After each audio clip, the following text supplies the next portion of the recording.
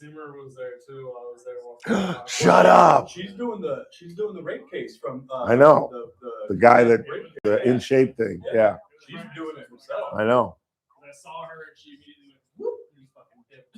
Really? So, yeah. I don't know if she saw me, but I saw shit, her. it's 3:05. Yeah, we gotta go.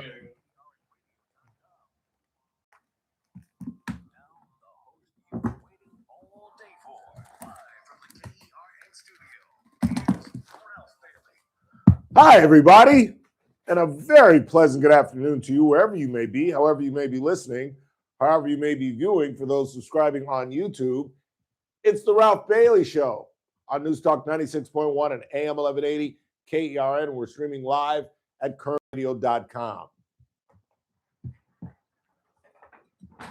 We got a busy broadcast on this Wednesday. I'll tell you about my day after I buckle up my pants. Sorry about that for those of you on YouTube. Had my MRI done today. Tell you a little bit about that. It was a little spookier than I thought. If you got claustrophobia and you got to do an MRI, good luck. Because I don't have claustrophobia. And I was a bit like, okay, get me out of here. You know how long it takes? 20 minutes. I was like, what do you mean 20 minutes? I'll tell you a little bit. And it's much closer on you than you ever imagined. I thought it was this big circular tube. No, it's like a coffin. You are like comfortable. No, it is extremely uncomfortable. And you know what I did? I played golf. I mentally played golf. I sat there and I said, okay, I'm on the first tee. I got to go left, stay left because you need a shot. I can't go right by the bunker. Okay, I'm left. Now I got about 170. Do I hit a hard six? Do I try to hit my 5-iron? I just did that for 18 holes. I got to about the 15th hole by the time they're like, all right, Mr. Bailey, we're about to pull you out. It's like, thank you, Jesus. I just made double bogey. We got a busy broadcast on this Wednesday. It is a Wednesday. So Howard Marcus is going to join us at 4 o'clock. And there was a verdict in the social media Meta and Google lawsuit down in Los Angeles, and Teresa Goldner got it absolutely right. So she's going to call in at the bottom of the hour, give us her thoughts on the case, and explain why the victim who pleaded that she was ill-affected by the addiction of social media, why she won close to $3 million. Savannah Guthrie makes her kind of have that twice on the rundown. We might have time to fill. I have the Savannah Guthrie story down here twice, but she speaks doing first interview. Yeah, I have it down here twice. That is incredible. She spoke with her good friend Hoda Kotb for the very first time, as that story really has kind of gone off the front page. And while it is going on, guess who's getting recalled? Just saying. Pima County Sheriff Chris Nanos, and regular listeners know, day 2, I said this guy was incompetent, because it was day 2 that we found out that he was about to call the FBI. And I said, that's nuts. Now, I wasn't to the point where this guy should be recalled, but I said, I'm shocked that after 48 hours of a national figure's mother missing, that the local sheriff in Arizona, just given the limitations of being a small town sheriff in Arizona compared to what the Federal Bureau of Investigation can do, even with Kash Patel leading it, and you don't call the FBI, I knew he wasn't doing. I knew he was over his skis. And it just got worse and worse, allowing the media to trample all over the crime scene and saying things like it, on the air, on national television, saying things like, it could be a year before we find her. And that's exactly what the Guthrie family wants to hear. And if you did not hear this interview with Savannah, it is heartbreaking. It really is. I mean, she tells stories of just, I'm in agony. We're in pure agony. She says she wakes up every single night in the middle of the night going over what her mother must have gone through. And, I just had a friend lose his dad. I was just writing on Facebook, giving him my condolences. We all have to deal with it. It's the circle of life. At least we should all pray that that's what we do, that we pray that our parents don't bury us. That's the circle of life. We are supposed to bury our parents. But when it occurs like this, when you can only imagine what your mother's final moments were like, with this stranger hovering over her bed with a mask and a gun, and apparently she was injured because there was blood at the scene. And this is what Savannah's got to live with for the rest of her life. I just, and then just the idiocy of our society. I was reading over the weekend. Did you see this at all, Chris? A story that claimed that there was an arrest made and it was the son-in-law and blah, blah, blah, blah, blah. And I knew it wasn't true. And then I went to the internet and looked up Savannah Guthrie, and there was no other legitimate news story on it. But I mean, I'm sure there are thousands of people that took that seriously and spread that and was talking about it on the internet, et cetera, et cetera. So we'll hear from Savannah Guthrie. And I've got some random audio I'm going to play. Did you get that interview I sent you? I found, I don't know if we're going to play this. Should we play it? I found a 13-year-old interview almost to the day. I started here, as I talked about earlier this month. We just celebrated our 13th anniversary on May. Actually, from listening to that interview, our anniversary is wrong. I got hired March 4th, but the show started March 18th. At least according to me, in March of 2013. And I was looking for something this morning and I bumped into this interview. It's on YouTube is where I found it, because I was looking for the show from last night.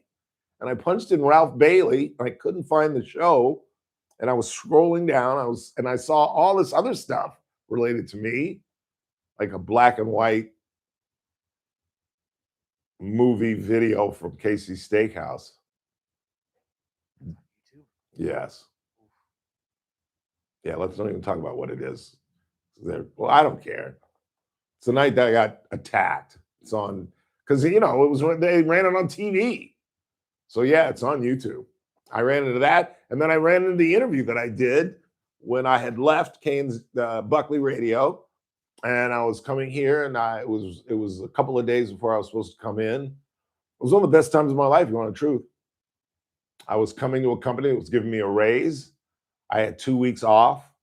Jazz McKay had just talked crap about me in the paper, and in fact, in the interview, we allude to that. How long is it? Did you see? It's like 3 minutes. Let's play it right now. You got nothing better to do. Let's play it right now. Here's Ralph Emerson Bailey Jr. Almost 13 years ago to the day. It was actually, I think it was late April, because I'm starting March the 4th. But this was what, 2013, right before I get started here. Let's talk about today. Good news for you. What made you Well, it's great part about the last 10 years. And, I think every now and then you meet new talent. Michael Jordan walked away from basketball to play minor league baseball. And I think I needed some new challenges. I think I was getting a little complacent and just wanted new obstacles to overcome. And, we're gonna work hard and try to put some butts in the seats and get some ratings for current 1180. All right, talk about same time. Gonna do the same show, 3 to 6. I'm gonna start on the 18th of March. I'll be in the studio on the 4th of March. I'll have some presence, but we'll really get going on the 18th. And yeah, it's gonna be the same show. I treat this thing like an audio magazine. I try to each day figure out what are people talking about. What are people talking about at the water cooler, at lunch, at home, and then we focus in on that. Try to get some local folks and try to inform and entertain and make people smile. All right. Let's see.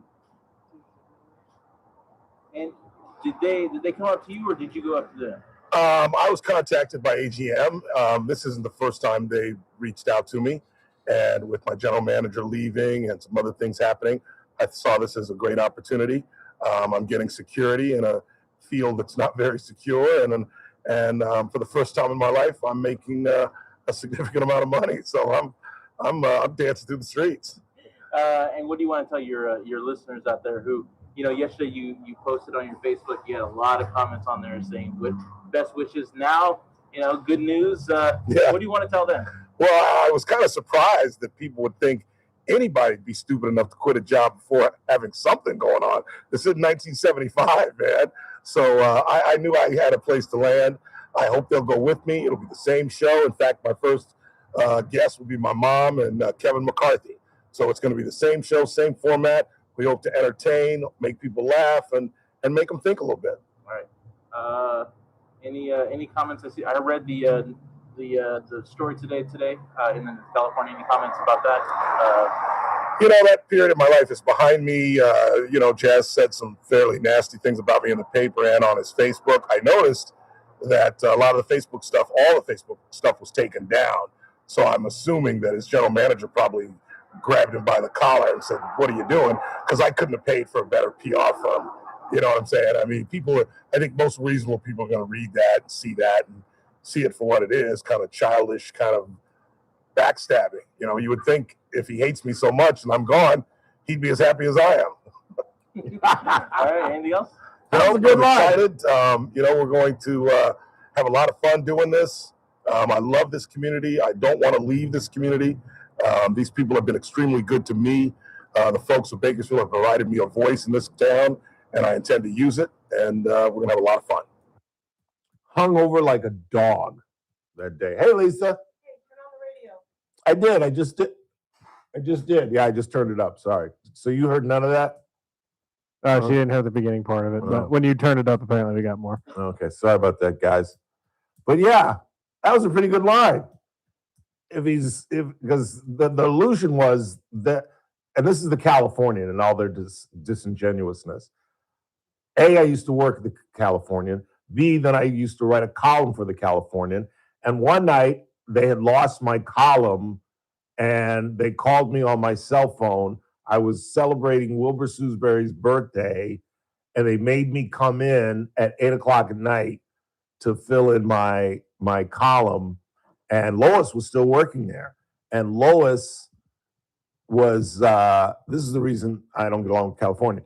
And so I'm in Lois's office, unbeknownst to the two editors, one of the females that I'm not going to mention, Christine Beadle or Bettle, or whatever her name was. And I'm in Lois's office, and they don't even know I'm there.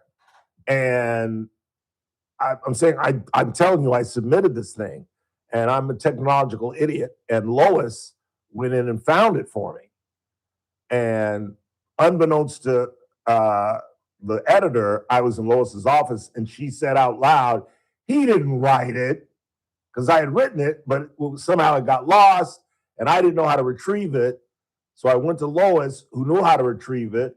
I'm sitting in Lois's office as she's finding it, and I can hear the editor go, "He didn't write it. He's BSing." And I'm like, "No, I wrote it." And thank God Lois found it.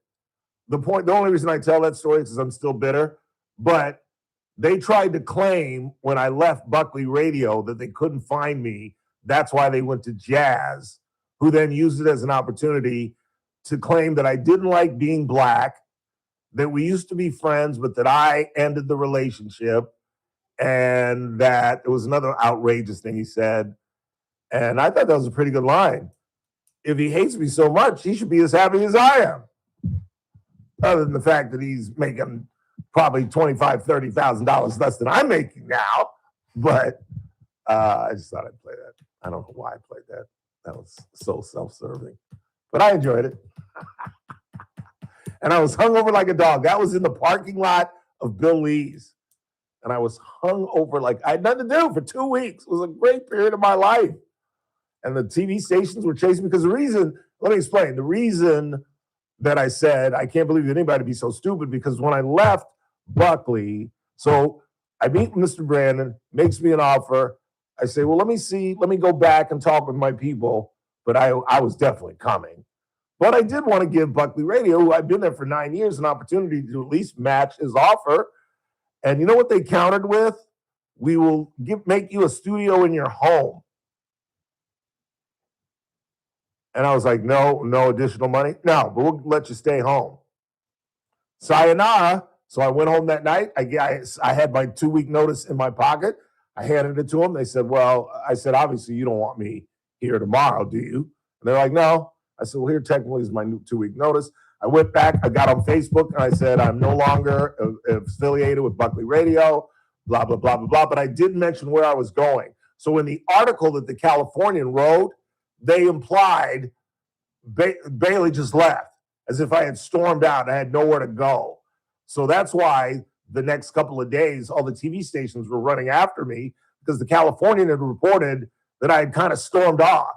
And the only quotes they had were from McKay, who were saying what a horrible human being I was and how I didn't like being black. He actually said that. I didn't like being black. Like, what do you know about being black? Or what is, that was it was 13 years ago.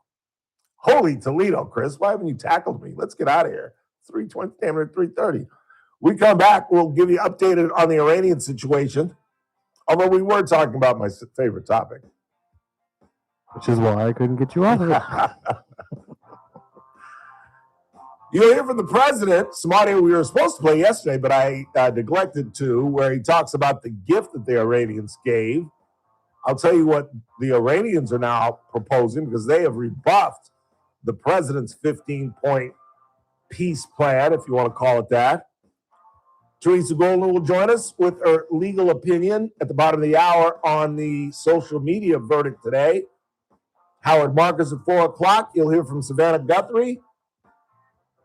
And since I put down Savannah Guthrie twice on the rundown, we've got a hole in the 5 o'clock hour, and my producer is going to have to come up with something to fill that half hour. The NBA voted for an expansion.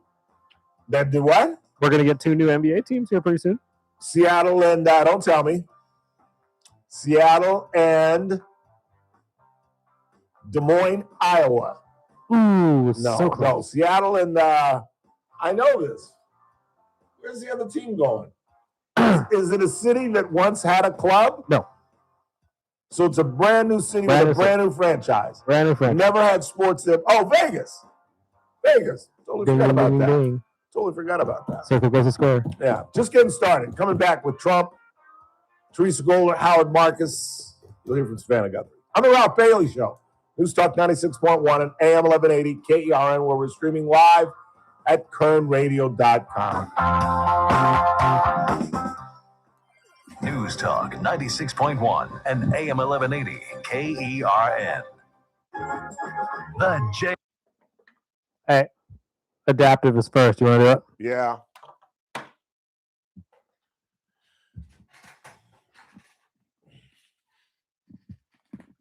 Oh, shit, no. I don't have any of their copy. Can you play one? The hell did I do with their copy?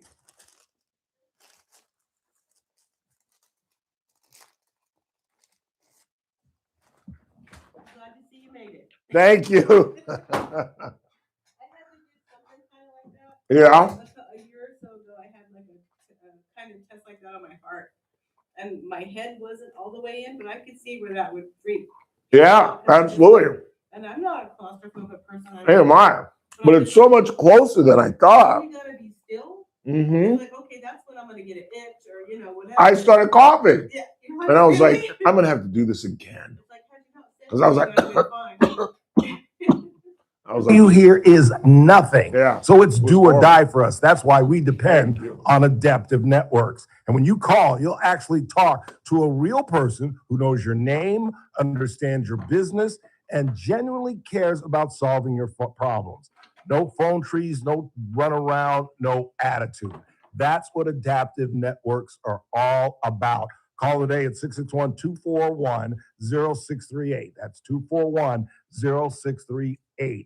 Join the IT network that American General Media uses every day. Bring your visions to life with smart business buying tools and technology from Amazon Business. From fast, free shipping to in-depth buying insights and automated purchase approvals, we deliver everything you need to achieve your goals. Go to AmazonBusiness.com for support.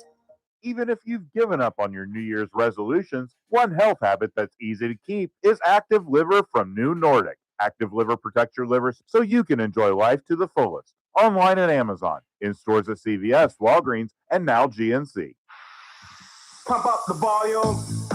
Business moves fast. Orders roll in, deadlines close in. When you ship with USPS Ground Advantage, you can keep up with confidence. Every package stays in our secure network from dock to door. And with nationwide reach, dependable tracking, and upfront affordable pricing, you get built-in peace of mind. You run the business. We run the routes. Visit USPS.com/Ground Advantage to learn more.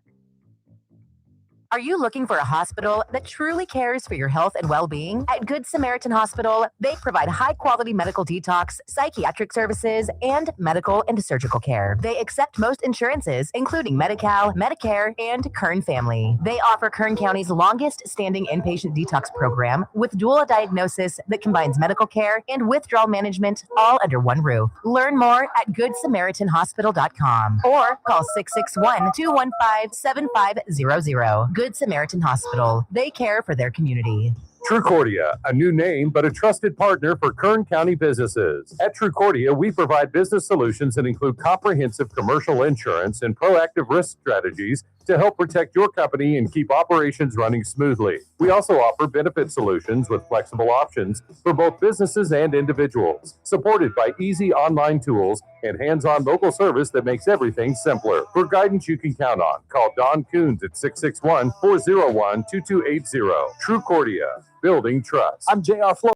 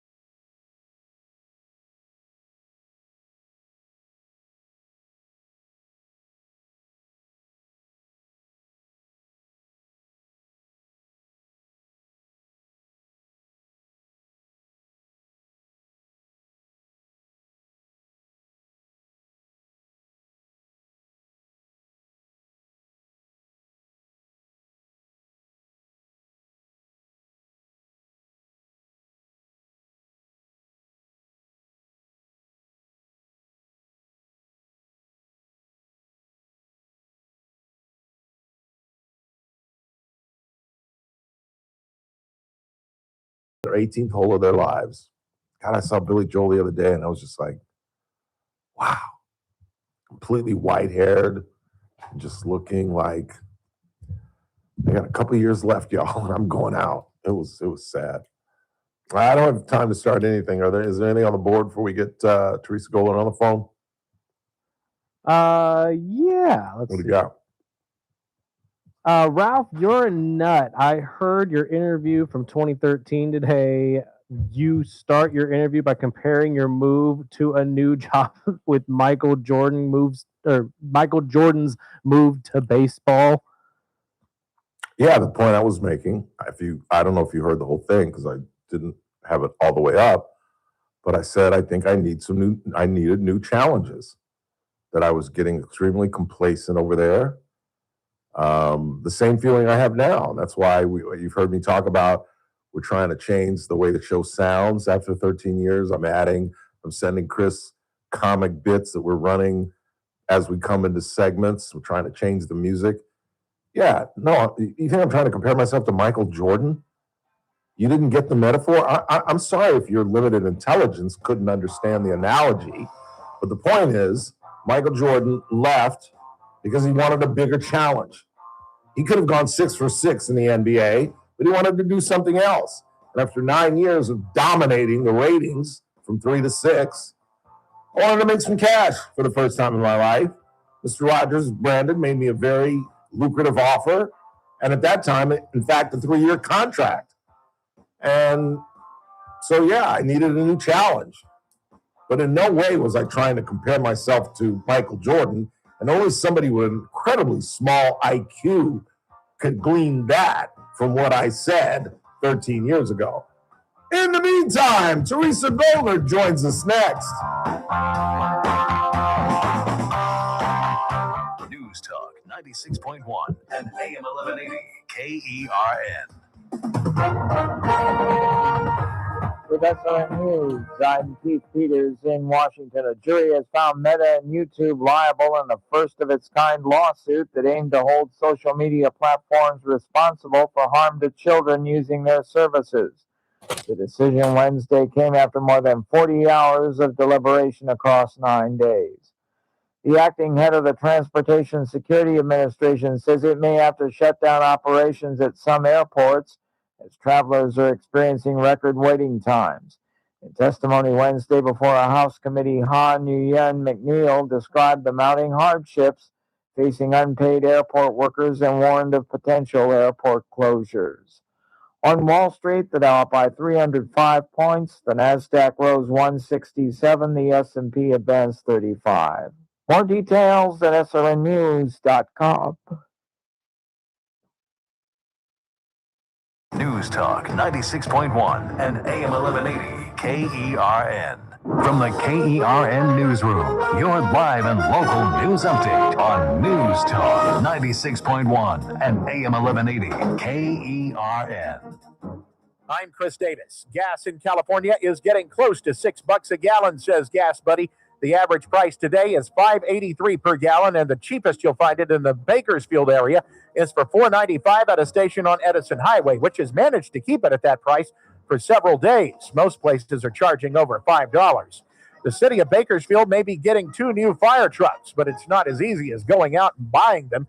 The trucks would have to be built, and that takes about 3 years and costs more than $2 million. They would replace 2 trucks that are already 13 years old and almost ready to go on reserve. The city council considers that tonight. I'm Chris Davis in the KERN newsroom with news every half hour and when it breaks on FM 96.1 and AM 1180 KERN. And we're back. Rob and Bob here once again for California Fruit Depot. Bob seems to be laughing. This is a commercial. We only have 60 seconds. Okay.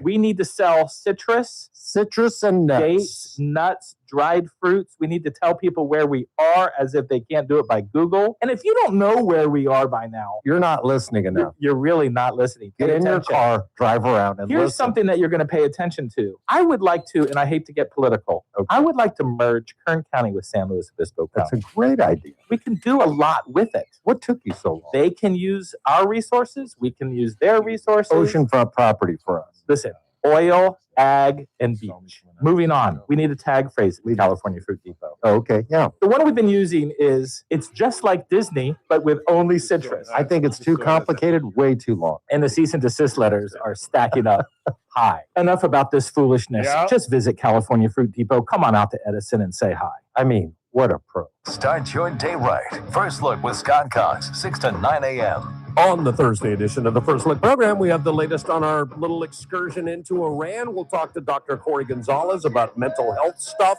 We got news, we got traffic, we got weather. It's all happening 6 to 9 a.m. right here at News Talk 96.1 and streaming live on the internet at kernradio.com.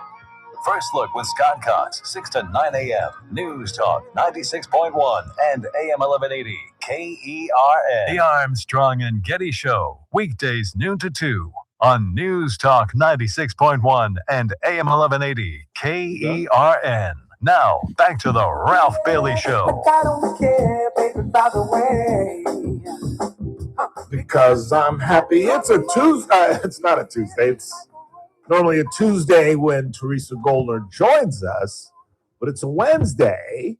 But she's been kind enough to join us to talk about one of the big stories of the day, that Meta and YouTube were found negligent in landmark social media addiction case, the headline in today's New York Times. So we thought we'd give her a call and let the judge walk us through what she absolutely predicted 100,000% correctly. Nice call, Judge. Hi, Ralph. How are you? I am well. How are you? I'm doing great. Nice to hear your voice again. Thank you. A day or two. I know. Nice call on the Meta decision. I kind of had one of those feelings that this might be the outcome. Yeah. Let's. It's a very interesting case. It is. Let's walk through it and then tell us why the jury decided what it did, in your opinion. Okay, sure. So I think you referred to it as a landmark case, and it really is. It was a landmark jury verdict that just dropped in LA Superior Court, and I think it really could reshape how big tech designs apps for kids. It's considered kind of the first major bellwether trial of its kind. And by bellwether, I mean it's like a test run case, although it counts. And the jury found Meta, which is Instagram's parent, and also Google's YouTube, liable for negligently designing addictive platforms that harmed a young woman's mental health. Very interesting case. And Yes. so the case is called KGM versus Meta and Google. And KGM the plaintiff has been referred to as Kaylee, and she's now 20 years old. And the basis of her lawsuit is that she claimed that she became hooked on social media when she was a little girl.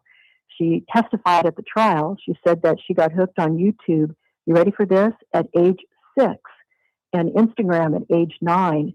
And that by the time she was a teenager, she testified that she was spending up to, here's a shocker, up to 16 hours a day scrolling, and that it fueled and caused her to suffer from severe anxiety, depression, body dysmorphia, and then also suicidal thoughts. Now, very interesting. Now let's do some math for just a second. Yes. She was on media platforms for 16 hours, and that leaves 8 hours in a day. Yes. So when And is got- she and going got to to sleep. school? When is she sleeping? When is she eating dinner? When is she? And what 6-year-old needs a phone I or a know, I computer? know. That's what's so tough about this.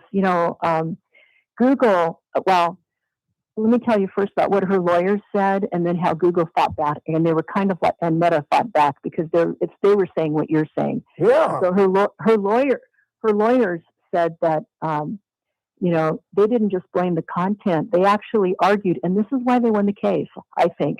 They argued that these platforms themselves were actually engineered, and I think they referred to them like digital slot machines. Yeah. To keep the users, especially minors, to come back for more. And they pointed to specific features. I don't know if you know what these features are. I had to look it up.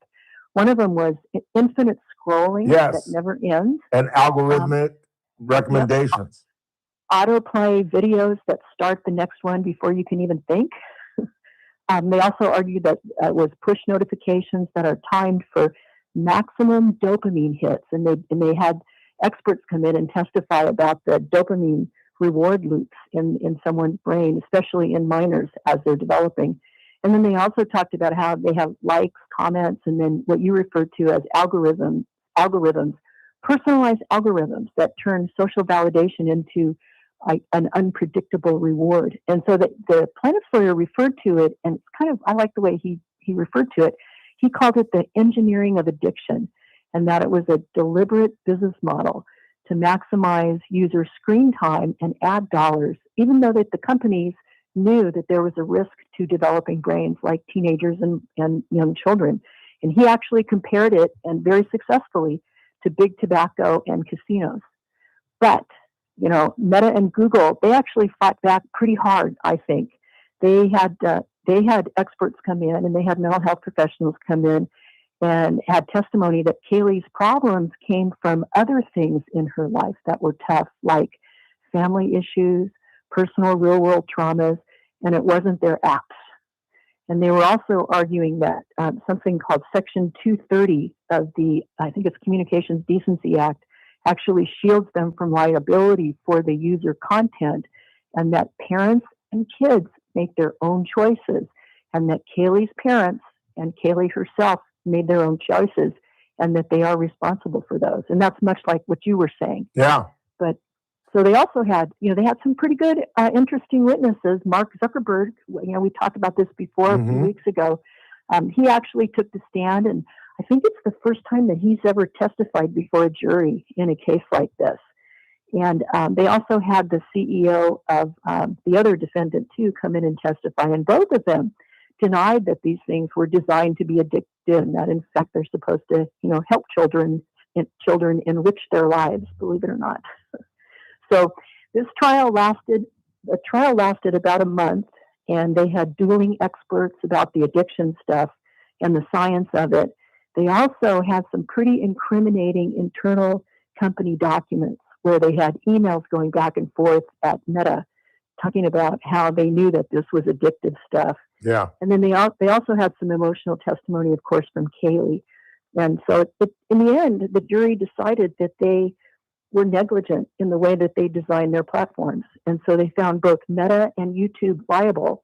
And they specifically found in their verdict that the companies were negligent in the way that they designed their apps, that they failed to adequately warn users about the dangers of using them, and that those designs were a substantial factor in causing Kaylee's mental health problems.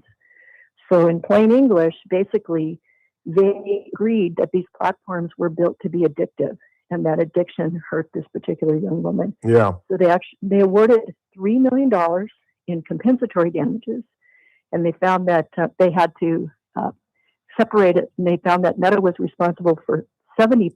Well, let me stop you. Let me stop you before we get to the numbers. Explain the difference between compensatory and punitive damages. Compensatory damages are for kind of the actual damages that you suffer. For example, if you have to go to the doctor and you have bills, or you have, you can also get it for pain and suffering. You can get it for lost wages, that kind of stuff.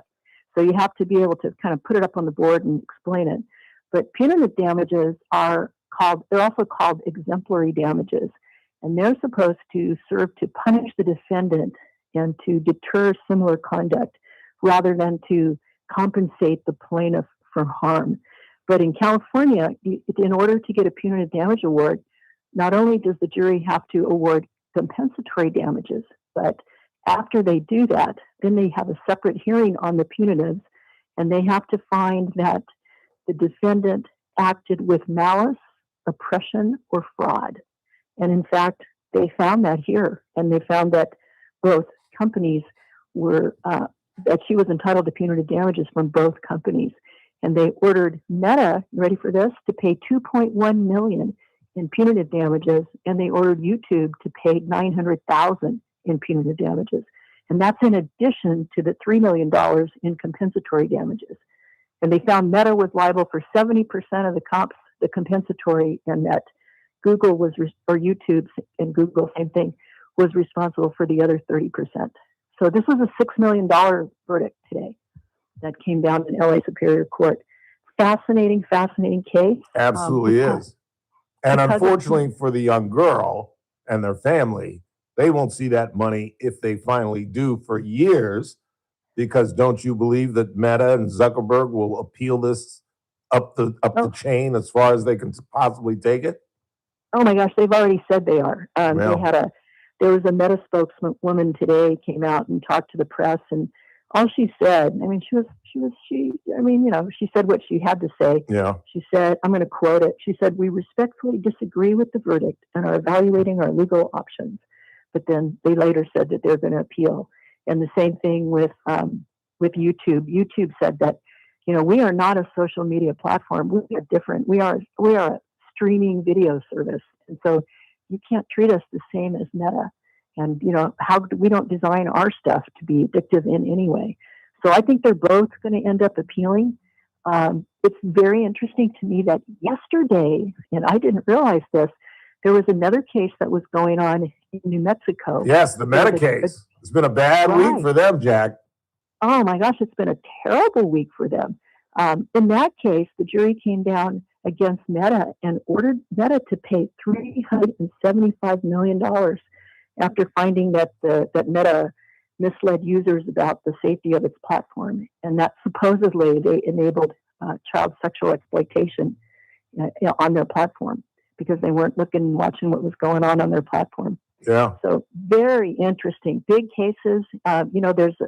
We talked about this before. I think there's about 1,600 other cases that are floating around the country right now. Some of them are already set for trial in a few weeks in different jurisdictions. There's a whole bunch of cases that are set for trial and kind of put together in groups to be tried, I think, in 3 separate tranches of cases in federal court. I think there's 1,600 of those. Wow. And those include not only the users, their parents, their families. It also includes school districts. And then 40 different states have had their state attorneys general file lawsuits against all of these social media platforms, basically alleging the same thing, that they intentionally designed these platforms to be addictive and that it's harmful to children and it's causing a mental health crisis with our young children, with our young people in this country. Yeah. Isn't that wild? That's crazy. Talking with Yeah. former federal magistrate Judge Teresa Golder about the Meta verdict today down in Los Angeles and the Meta verdict in New Mexico yesterday. How in the world are they going to adjudicate or take all these cases to court? Aren't they going to just have to follow in the footsteps of TikTok and Snap, who both settled with the plaintiff in the LA case before that trial started?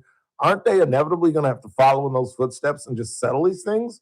Because Well, isn't this the first domino to fall that has to show them you're not going to win? You go over 2 in a week. That's a bad omen. That's why they call it a bellwether case, because it's kind of they're showing you, hey, you're going to get hit on these cases, Yeah. and you may get hit big. But remember, this is only a $6 million verdict. To Meta, that is chump change. True that. That really is, and it's kind of interesting. I did a lot of reading on it today, and I looked at some of the things that the plaintiff's lawyer did. He had a really, really colorful closing argument today. Today. You'll like this. In his closing argument, his name is Mr. Lanier. He held up a jar of M&Ms, different colored M&Ms, and he said that each piece of candy in the jar represented $1 billion of the company's combined values. And Wow. he told the jury, you can take out a handful and not even make a difference. And then he scooped some of them out with his hand. And then he said, you can even take out 2 handfuls and not make a difference. So, wow. I mean, these are huge companies. So Yeah. to us, $6 million is a lot, but to them, it's not. But the problem for them is you've got these 1,600 other plaintiffs and all these other cases, and now everybody else is probably going to pile on. So, yeah, they really need to figure out what to do on this. But I think they're probably going to want to appeal it first just to test out a defense that they have under Section 230 of the Communications Decency Act. And that's the thing that has been a shield for these companies from the beginning. And the idea, in simple terms, it protects websites and apps like social media platforms from being sued for most of the things that other people post on them. And it says basically that no provider or user of an interactive computer service shall be treated as the publisher or the speaker of any information that's provided by another information content provider. So kind of to translate that means that if you post something harmful or illegal or false, They're not responsible. right, on Instagram, YouTube, Facebook, or X, the person who posted it, you can be sued or held responsible. Good. The platform itself can't be treated like the publisher of that post. The law currently treats them more like a library or a bookstore or a phone company. That makes They host- sense. Yeah, they Doesn't it? host or transmit what other people create, but they're not legally on the hook for it. Don't you think that makes sense? Well, the problem with all of that is it's such a powerful shield for these social media platforms. And I see why we have Section 230. It's actually 30 years old. And it's been the thing that all these social media companies successfully have defended against these lawsuits so far up until today. If you didn't have Section 230, they might have to review every single post before it goes live to avoid any risk. And that would be impossible to do for sites that have billions of posts every day. True that. So, so a lot of these platforms might have to shut down the user comments or stop hosting videos or never get that big in the first place. So it's a real dilemma. Section 230 has been very controversial. Congress has had so many hearings over the years trying to modify it because of all the bad stuff that gets posted on social media. And Yeah. they just don't think it's right that these companies get such broad protection. So that's pretty interesting. What are the chances that after what is you and the Times report as a bellwether case, thus setting a precedent, how often does another judge in another state not follow that bellwether, not follow that precedent? Well, what's interesting here is these defendants, these social media companies, they argued Section 30 was a defense to them, and the judge said, and the plaintiff said, we're not suing about the content, we're suing about the design of the program. Yeah. And that's different than the content, and that's why Section 230 doesn't apply. And so the judge bought that. The judge in this case and the judge in the New Mexico case bought that argument and said, 230 doesn't apply. It doesn't protect you guys. We're going to trial. And so I think that's probably worthy of a pretty vociferous appeal by both companies to kind of test the boundaries of Section 230 to see if it applies or not in this case. Because if it does, they won't owe anything, and they won't have, and it'll be a defense to all these other lawsuits. But if it doesn't apply, I think they're in big trouble. They're going to have to redesign the way that they allow things to be put on their platforms, which would be a good thing. Yeah. So it was the infinite scroll and the algorithm recommendations that got them in trouble in this case, correct? Yeah, there are actually kind of several things that The got them in addictive trouble. ability as opposed to the content. Right. It was the fact that they designed it to be addictive, and because of something called the dopamine reward loop, which is scientific, and the scientific evidence that they presented, that the jury concluded that, yeah, they did this on purpose. They wanted to get these people hooked. In fact, they did get them hooked, and it caused mental health problems for them. Wow. And that they are responsible for it. Big case. Big case. Oh, big case. Fascinating case. The case has been going on, I think it started in January, and the jury actually deliberated for 9 days. And it sounded like they were having a problem finding against one of the defendants. It was probably YouTube, I'm guessing. So they asked the judge for a lot of different readbacks and kind of comments on jury instructions. So there you go. But in the end, it was 10 people out of 12 voted against these defendants. So they didn't get a unanimous verdict, but they don't have to in a civil case. That's right. Good point. Great for pointing that out. Great analysis, great prediction and call. And we appreciate you taking the time to come in on our via the Rogers Brandon Global Telephone Network. Thank you, Ralph. Have a great day. You too. We'll talk to you Tuesday. Bye-bye. See ya. Teresa Gonger. Wow. That's big. But she's right. And I forgot to ask her, if it was just $6 million, why didn't they just peel off 10 and give it to her and make this thing go away? Because that is chump change. Zuckerberg's got that in his back pocket. He's walking around with a suitcase with $10 million. You kidding me?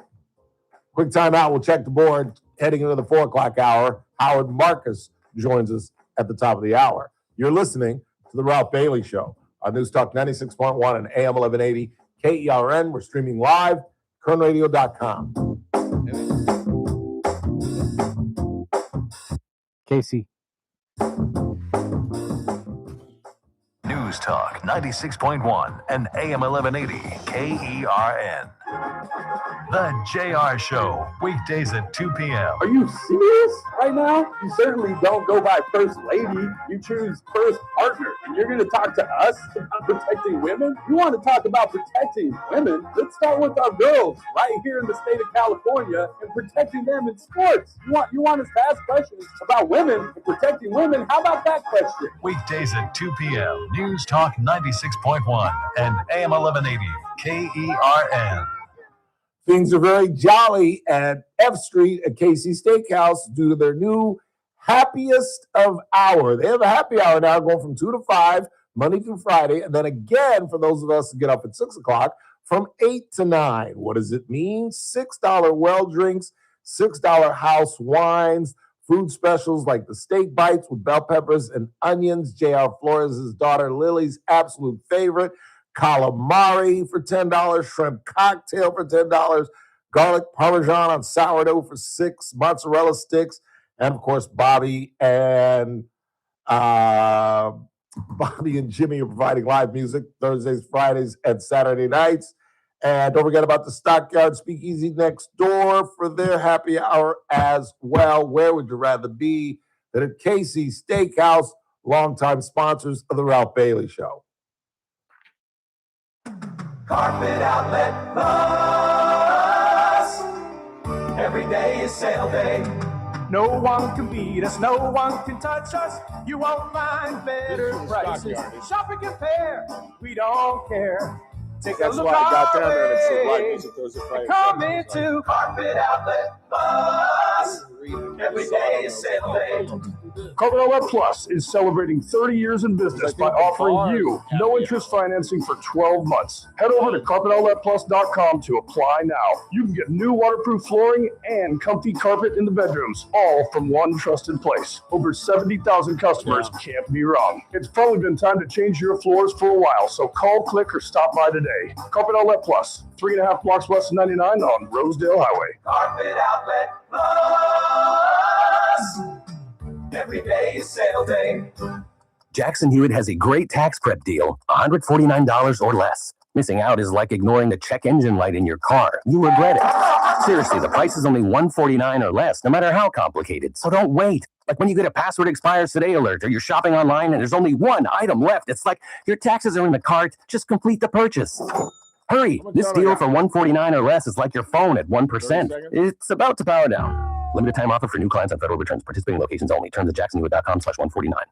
Ready to free your team from time-consuming office tasks? Amazon Business empowers leaders with smart business buying tools, leaving time to focus on strategy and growth. Free up your teams and focus on your future at amazonbusiness.com. Even if you've given up on your New Year's resolutions, one health habit that's easy to keep is Active Liver from New Nordic. Active Liver protects your liver so you can enjoy life to the fullest. Online at Amazon, in stores at CVS, Walgreens, and now GNC. The Clay Travis and Buck Sexton Show, live 9 to noon. Now back to the Ralph Bailey Show on News Talk 96.1 and AM 1180 KERN.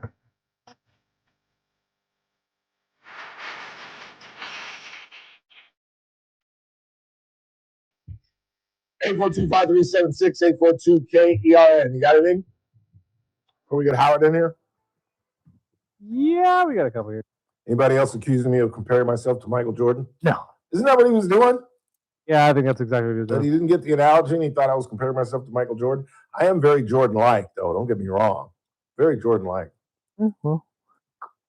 I'm the black goat of local radio. Because there ain't no other black folks. Probably never will be. Can you imagine that? I'm the only ever in the history of Kern County black weekday talk show host in the history of Kern County. If I die tomorrow, I'll be immortal. What, you're trying to think of one? Okay. No, I'm just trying to think about it. Like, I mean, Tony, but he does news. He doesn't do a daily show, but he's been on radio forever. But he doesn't do a daily show. yeah, He's a so it news doesn't guy. count. Hell of a pilot, Mr. Tony, and a good singer. You ever heard him do karaoke? I've not. He's like a karaoke junkie. He's like one of those guys that like travels Just to do it? just to do karaoke. Yeah, I can. I've been told I have a good singing voice, but you have to get me drunk and actually, in order for me to go up there and do that. I did it once on a date with Tansy. It was our If I'm on a date, I'll do it, but Yeah, you it was got to our- make fun. You it was- lie to yourself. It was our third date, and I was trying to be that guy. And she said, "Come on," and we sang the Temptations. Nice. I know you want to leave me. It's exactly how I sang it too. I couldn't even get into it and sing like I sang. I kind of talked it. I know you want to leave me, but I refuse to let you. And I knew the words, and I was still reading the damn thing. And I refuse to let you go. If I have to beg and plead for your sympathy, I don't mind, because you mean that. Wait for it to scroll up. Much to me. Ain't too proud to beg, sweet darling. Please don't leave me. Don't you go. Dude, I'll show it to you during the break. Because she had a person sitting next to us who we didn't know film it. Oh, the things I have done for women. And what has it got me? Absolutely nothing. But here's the upside. And it's what I remind myself every night I fall asleep by myself. No alimony. No child support. Pay my own rent. Never been told to get out of my own damn house. Howard Marcus joins us next.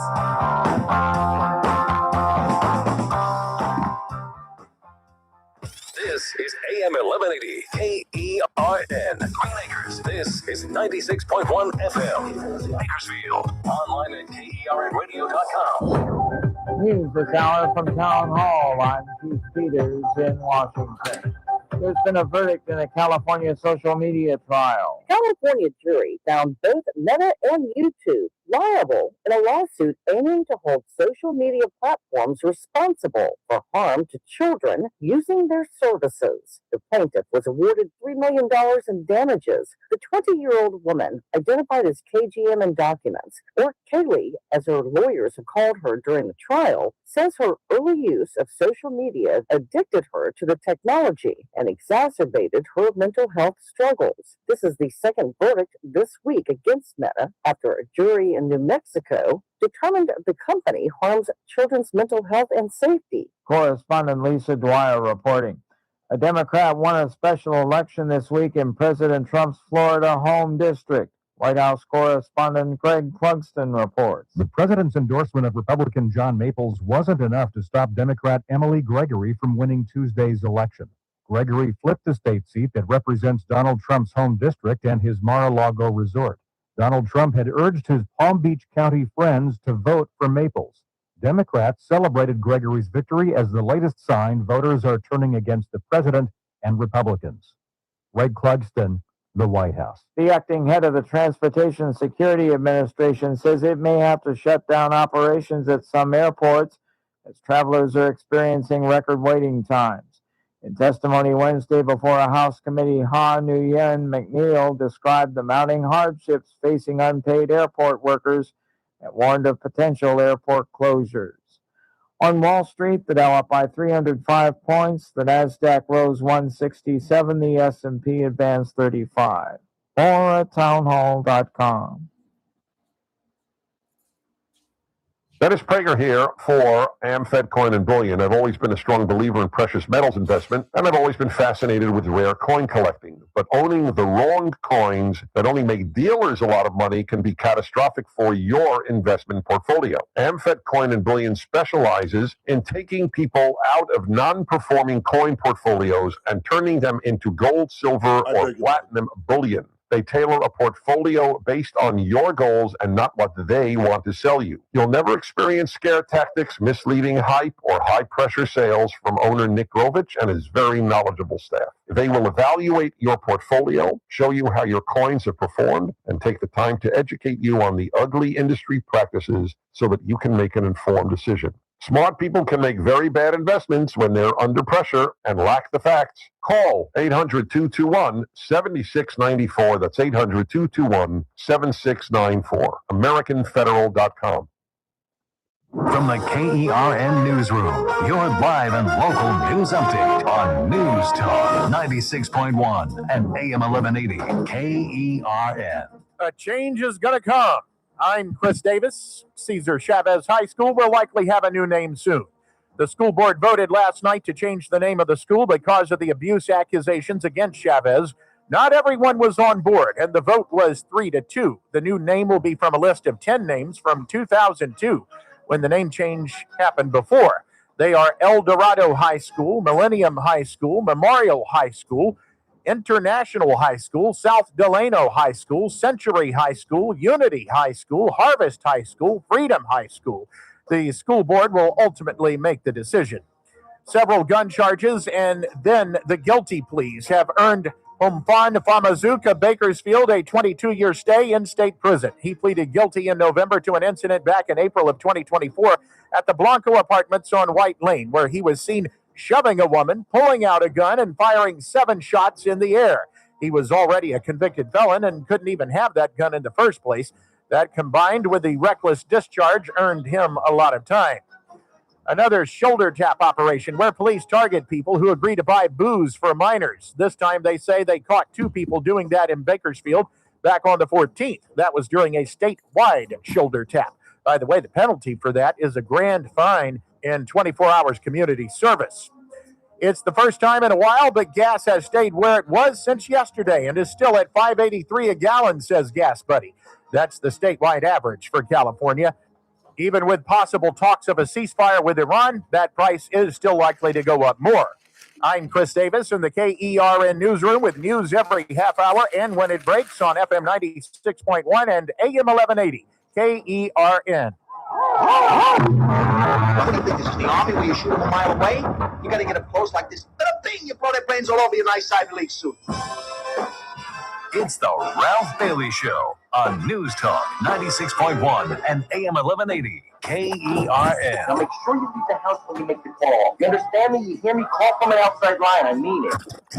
Call in or text to 661-842-KERN. That's 661-842-5376. Listen live at KERNradio.com. Now, the host you've been waiting all day for. KERN Studio. Here's Ralph Bailey. Hump Day, 25th day of March. It's right. The eve of, opening day is tonight on Netflix. The Giants and the Yankees. That's right. Damn the Yankees. And then the Dodgers get it going tomorrow night, 5 o'clock. Against the Arizona Diamondbacks. Ooh, that's a good one. And I am waiting for a phone call tonight from Sacramento. Ooh. The Jets' wife might be on a flight Friday night for Korea. I prefer north, but apparently she's going to south because we don't get along. And Sean didn't like me. Every time you come to LA, this is when they used to live in LA. They now live in Sacramento. And I never lived in Sacramento. But every time she'd be like, Ralph, every time you come to LA, my husband stays out all hours of the night and is hungover for 2 or 3 days. That's kind of what I. And I'm like, yeah. And I'm like, and so, hey, you've been married for 26 years. Guy doesn't get 3 or 4 days to go hang with his old boy from the Inglewood days in the 1980s and 1990s. You battle axe. So she may be flying to South Korea, and I might substitution Bailey for Chandra at Dodger Stadium Saturday night, Jack. So praying this girl is up to see Kim. There's a flight attendant that's stuck somewhere, can't get back, and she may not get back by Friday. But my luck, she made it back. Ralph, Chandra's in town. We're going together. We got to take the girl. In the meantime, it's Wednesday. I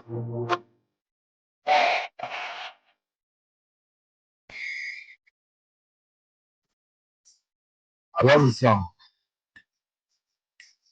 Send me a pillow that you sleep on, dream on, whatever. So, darling, I still care for you. Send me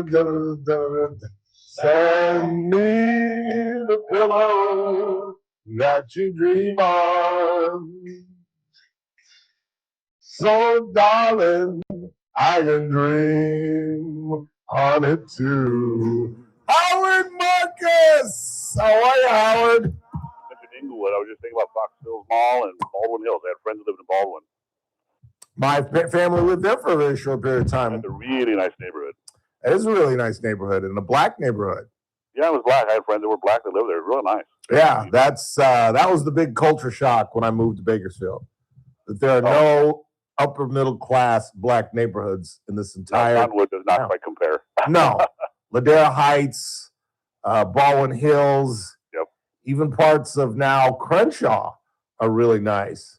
Now that Magic has cleaned up that theater down there, and when he did that renovation, that made a big change. yeah, he put a Starbucks down there and cleaned that area up. I've told the story on the air before. That theater is right on the cusp of Baldwin Hills and Crenshaw. Right. And that area of Crenshaw used to not be so good. My parents literally would not let me go to that theater that he now owns because it was like a black theater. In as much as, it's still a black theater because Magic owns it. But when I say a black theater, it ran nothing but those 70s black exploitation films. Oh, that'd be cool. I wouldn't mind doing that. But that's why I always wanted to go. I want to go see Jim Kelly. Oh, all that stuff. I love black exploitation. Yes. And my parents. Patrick Jones, all that stuff. Exactly. And my parents were like, nope. Channel that shows that stuff all the time, by the way. I think it's on Pluto. Mm-hmm. But yeah, but Harriet was like, nope, you're not going. And Magic took it over like in the late 90s, maybe in the turn of the century. Of the riots, actually. He specifically made an investment because of that. Yeah, he went to his people and he said, black people go to the movies and black people drink coffee. Yeah, and he started putting Starbucks in black communities, which had never been done. Yep. And he cleaned up that theater. The first thing he did? What do you think the first thing he did? You or Chris at a black theater. Oh, I give up. You don't want to touch it. I don't want to touch it. What do you think for black theater? What's the first thing he did? I don't want to touch this either. He put in ushers because, as I've always said, culturally, black people talk to the screen, especially black women. Girl, don't go down that hallway. Don't go down. See, look at you. See, I told you she's going to go down that hallway. So they put in ushers to remove people that spoke. Then he outlawed T-shirts, white T-shirts. You can wear like a T-shirt like I'm wearing now that has a logo on it. Yeah. But you just couldn't wear a blank white T-shirt. You couldn't wear a ball cap. And your jeans had to be at your waist. And that was mandatory to get in.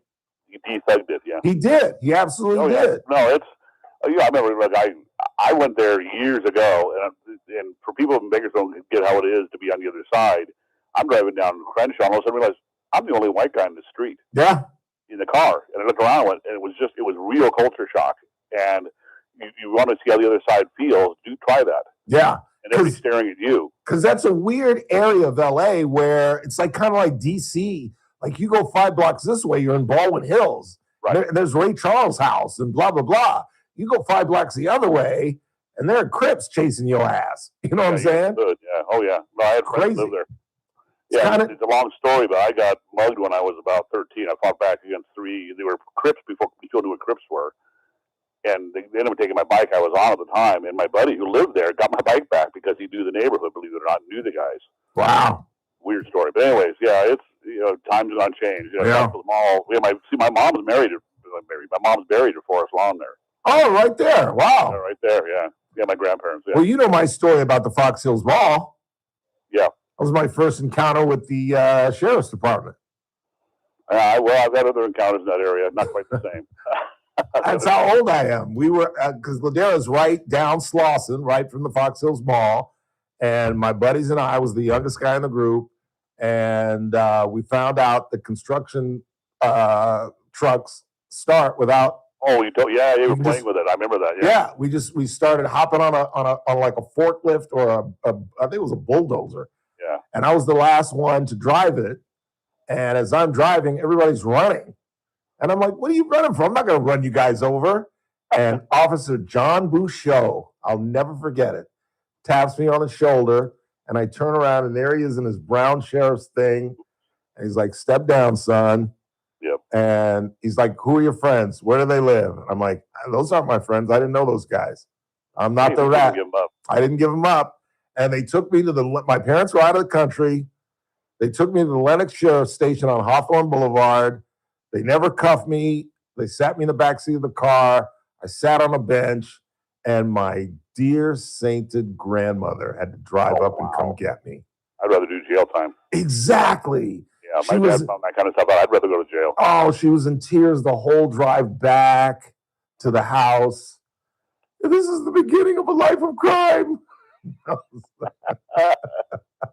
And then and my parents weren't due back for like 8 days, and for 8 days I begged 3 times a day, begged my grandmother, Grandma, we really don't have to tell Mom and Dad. We really don't. There's nothing else going to happen. It's over with. We can just pretend it never happened. No, baby, I'm sorry. I got to tell you, Father. Oh. Yeah, it was. I think that might have been my last ass whooping, I think. Yeah, the worst punishment I got was my mom decided to tell my dad. That was the worst threat. Yeah. The classic that people hear, wait till your father gets home kind of routine. Mm-hmm. Yeah, my mom knew better. My dad was about 6'3", Austrian, no nonsense, and a real disciplinarian. A little overboard even. So, yeah. My punishment was I could not play with Tony and the boys that whole the rest of the summer. That was my punishment. You got off easy. I did. Yeah. I did. I really did. But And I had to do a bunch of chores for my grandmother that summer. She stayed with us because of the stress I caused her. That was what my dad was really mad at. The fact that she had to come get me and stressed her out. Used to cover for me when I misbehaved. Luckily she had a soft spot. Yeah, and I'm not Sadie Bailey. Not Sadie Bailey. What do you want to talk about in the few minutes we have left? Since we just chewing the fat. There was a major ruling today on immigration, actually, that favored Trump. And people that are listening, Trump has won 80% of the court challenges. Yeah. And the one today is huge because what they're trying to do, without getting a lot into the weeds, is by bringing all these issues up. They're not trying to actually raise rights. What they're trying to do is by trying to give, 10 to 20 million illegals, each one an individual hearing, knowing it will completely destroy immigration enforcement. It has nothing to do with justice or civil rights or due process. And this one was about bond hearings, with the idea that every illegal alien arrested had to have a bond hearing, regardless of prior deportation orders or anything. And the court struck that down. These activist judges are deliberately doing these rulings to slow stuff down. Right. And it was the Fifth Circuit, I believe, overturned some other judges, and basically it's going to be settled at this point. They can always try and appeal it, but the Supreme Court has been very adamant about striking down the activist judges. This is usually 6-3, obviously. Yeah. And this is a huge, huge decision because this is involving the mass deportations. And, the whole thing about whether you agree whether it should be across the board or whether just targeted criminals, they're trying to apply this to everyone, regardless of their status, regardless of what criminal acts they may or may not have committed, regardless of how long they've been here, for one purpose only, and that is basically just to impede and destroy any immigration enforcement. Yeah.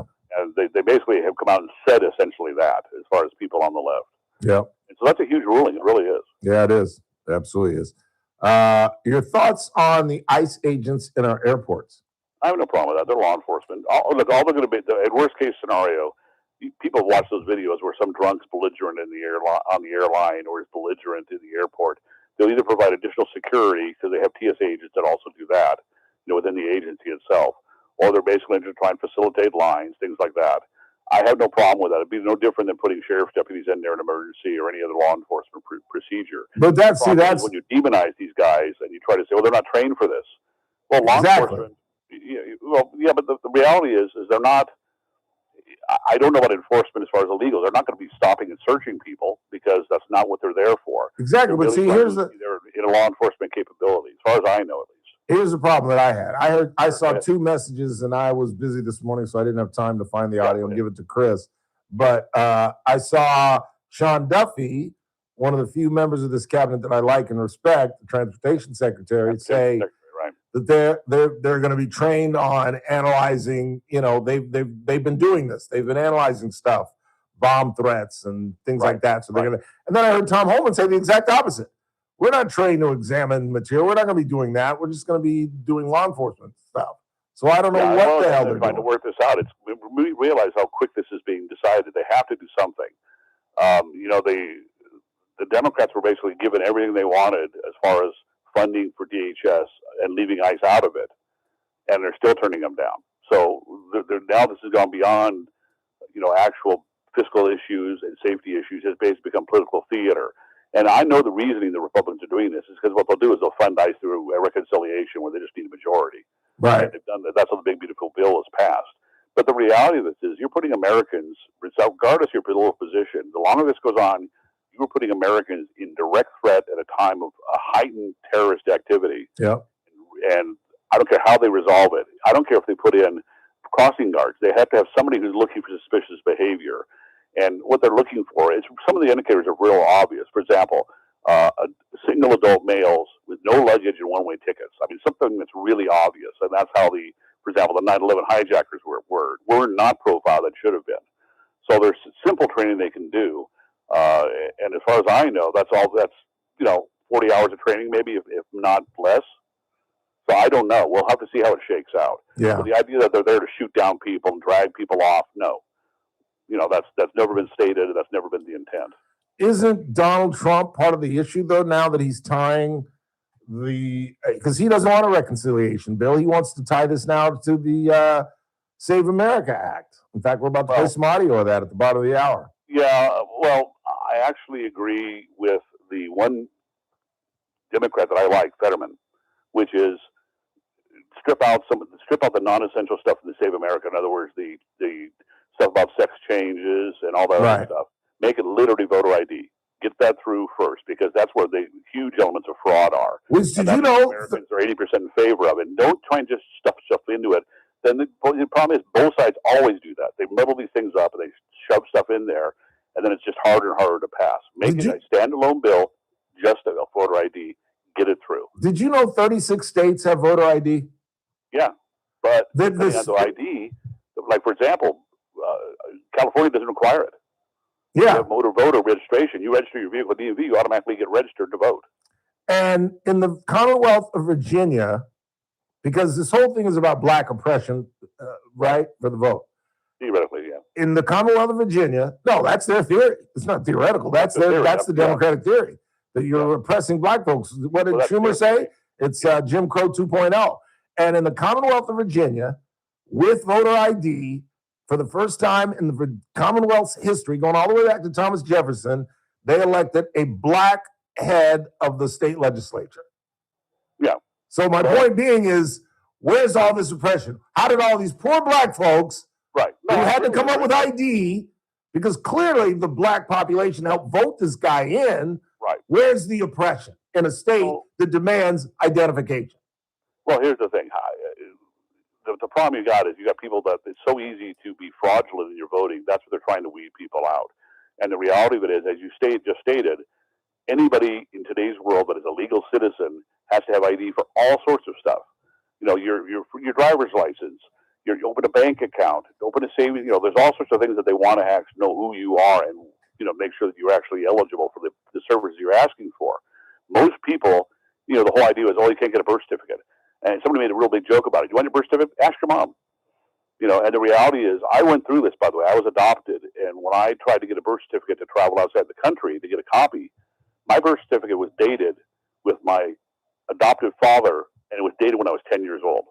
They never found my original birth certificate because I was born somewhere between, of all things, Santa Barbara and Texas. I never got my original birth certificate. I had to use the duplicate. So unless it's a weird situation like that, and by the way, that will still work as a birth certificate. But all you have to do is you go online and order one. Everybody can do that. 99% of the people out there can get a birth certificate online. Yeah. So and that's the main requirement for the voter ID, is that's one of the forms of ID they require. It's easy to get. But we're not even close. No, I don't know if it's going to pass or not. You know, No way. yeah, no way. Unless they strip it out and do what federal, you know, I keep saying federal, unless they strip it out and make it just a standalone bill, it will get through at that point. Because Right. then it's political suicide for the Democrats to go against it. And you just With need a 80% majority. approval. Yeah, Yeah. But they're not going to get 60. I just both sides stop putting all this other junk in your laws and your Yeah. bills, making it difficult to pass. Stop doing that. Yeah. They make it an all or nothing at that point, and then it ends up being nothing. Have you seen the lines now? They're Oh, yeah. they're literally hours long. Somebody made a joke that the time to fly from New York to England is shorter than the line to get into the airport to travel from New Yeah. York to England. I'm supposed to Well, go it's going to get worse, and you got to place the blame on the people that are saying no to the bill. That is happening in this moment is the Democrats. The Republicans have caved on a lot of the issues. I'm supposed to go to Texas. They've agreed, for example, on home, for example, deportations. They've agreed to warrants for going into a business or home, as opposed to at-large stuff. That's a huge change. Yeah. So every individual they go after, they're not going to get a warrant. I'm supposed to go to Texas in 3 weeks, and I'm afraid Oh man, to pull the trigger on buying the ticket because if this goes on, I'm not doing it because I have a stop in Dallas and then I'm going on to Corpus Christi, oh man, and I'm afraid I just don't want to deal with it. I mean, you're going I'm to be there for 8 hours. Yeah. trying to get to your flight, and then if you have a stopover, you may miss your connecting flight. That's my point. That's exactly my point. And coming back, it's just crazy. It's just crazy. All right, Alan, have a great. How's your health, by the way? I had my what did I have today, Chris? I had my MRI today. Well, you'll get the results. Hopefully, it's good. My MRI was fine. That's just one indicator. That's good news if it's normal. Yeah. It's just one less indicator to worry about. I still have my biopsy in the 13th, so we'll see. All right. Well, good luck with that. We're praying for you. Listen, have a good weekend, though. Thank you. You too. Hey, I didn't hear real quickly. How'd you do in the tournament? We played well. It was fun. It was the best Honor Flight Open by far. Because the last 2 years we've been battling weather, and it was a perfect day, and everybody had a ball. We had great. We gave away a 3-day, 2-night, or 3-night, 2-day, whatever it was, trip to Pebble Beach. Oh, nice. Yeah, we had some really nice prizes. Oh, wow. Marshall, one of our sales guys, won a really nice golf bag. Wow. Yeah, it was a rousing success. In fact, later in the week, we'll have some numbers what we're giving Honor Flight. Oh, that's what I hear. Okay, cool. Yeah, it was good. It was good. Thanks for asking. All right, guys. All right, man. We'll see you. Quick timeout. Not a lot of time before we get to the bottom of the hour. It's the Ralph Bailey Show on a Wednesday. News Talk 96.1 and AM 1180 KERN. Start your day right. First Look with Scott Cox, 6 to 9 a.m. On the Thursday edition of the First Look program, we have the latest on our little excursion into Iran. We'll talk to Dr. Corey Gonzalez about mental health stuff. We got news, we got traffic, we got weather. It's all happening 6 to 9 a.m. right here at News Talk 96.1 and streaming live on the internet at kernradio.com. First Look with Scott Cox, 6 to 9 a.m. News Talk 96.1 and AM 1180 KERN. Last week, there was the Paul Sheldon sighting. Kind of rare and very exciting. Everyone asking, where has he been? Of course, his clients weren't worried about their Medicare, even when Paul in person wasn't there, because there's Christine, Kelly, and Lynn. The grandkids like to play, Where's Waldo? Granddad's asking, hey, where'd Paul go? Just games that are fun to win. But when push comes to shove and the day is done, we know it's covered, so it's all in fun. Because there's Christine, Kelly, and Lynn. Over the years, so many have said it. The guy's a genius. Gotta give the man credit. He put it together way back then. Brought along those 3 Medicare pros, who of course by now everyone knows are Christine, Kelly, and Lynn. When Medicare matters, our team has the answers. Team Paul Sheldon. 398-2298. Are you struggling with hearing loss? Do friends and family complain that your TV is too loud? Are you tired of asking people to repeat themselves? If you want to hear clearly again, but don't want a bulky hearing aid that makes you look old, you need to try Atom X by Audion Hearing. The Atom X is a life-changing breakthrough, precisely designed by top audio engineers. Fits comfortably in your ear, is nearly invisible, and lets you adjust your sound so you can hear conversations clearly, at home, at dinner, or on the go. And right now, you can try the Atom X risk-free for 45 days. Call Audion Hearing now at 800-741-HEAR. That's HEAR for a 45-day risk-free home trial with free shipping and money-back guarantee. The Atom X is lightweight, rechargeable, practically invisible, and costs 90% less than prescription hearing aids. Don't miss out. Call 800-741-HEAR for complete details. That's 800-741-4327. Hearing for everyone. Audion Hearing. Get ready for the 11th annual Mac and Cheese Fest, happening Saturday, May 9th at the Kern County Fairgrounds from 2 to 6 p.m. This year's event is going to be bigger and better than ever. Enjoy endless servings of mac and cheese, along with refreshing beers, spiked seltzers, cocktails, and live music. Tickets are on sale now. For more information and to grab your tickets, visit BakersfieldMacandCheeseFest.com. Happening Saturday, May 9th at the Kern County Fairgrounds from 2 to 6 p.m. This event benefits the Bakersfield Ronald McDonald House. You're listening to The Ralph Bailey Show. Catch me weekday morning 6 to 9 a.m. on First Look with Scott Cox, News Talk 96.1 and AM 1180 KERN. I was telling you guys I had my MRI today. I had the worst nurse. My dad used to say that nurses are the backbone of any professional medical facility. I'm not so sure at like clinics. At hospitals, yes. So we walk in and I'm about to go into the room and there's a scale. I said, do you mind if I get on the scale? I haven't weighed myself in a while. And she said, sure. And I took off my shoes and she says, wow, you're like a woman. Are you really worried about your weight that much? I was like, no, I just want a true reading. I'm wearing heavy shoes. And so then we get in and she's doing my blood, and she goes, you look really excited about this. And I said, well, I'm not. And she goes, well, I was being sarcastic. And I was like, do you have a lot of patients that are excited about getting an MRI about their prostate? You crabby old broad, you? News Talk 96.1 and AM 1180 KERN. With SRN News, I'm Keith Peters in Washington. Iran dismissed an American plan to pause the war in the Middle East and launched more attacks on Israel and Gulf Arab countries.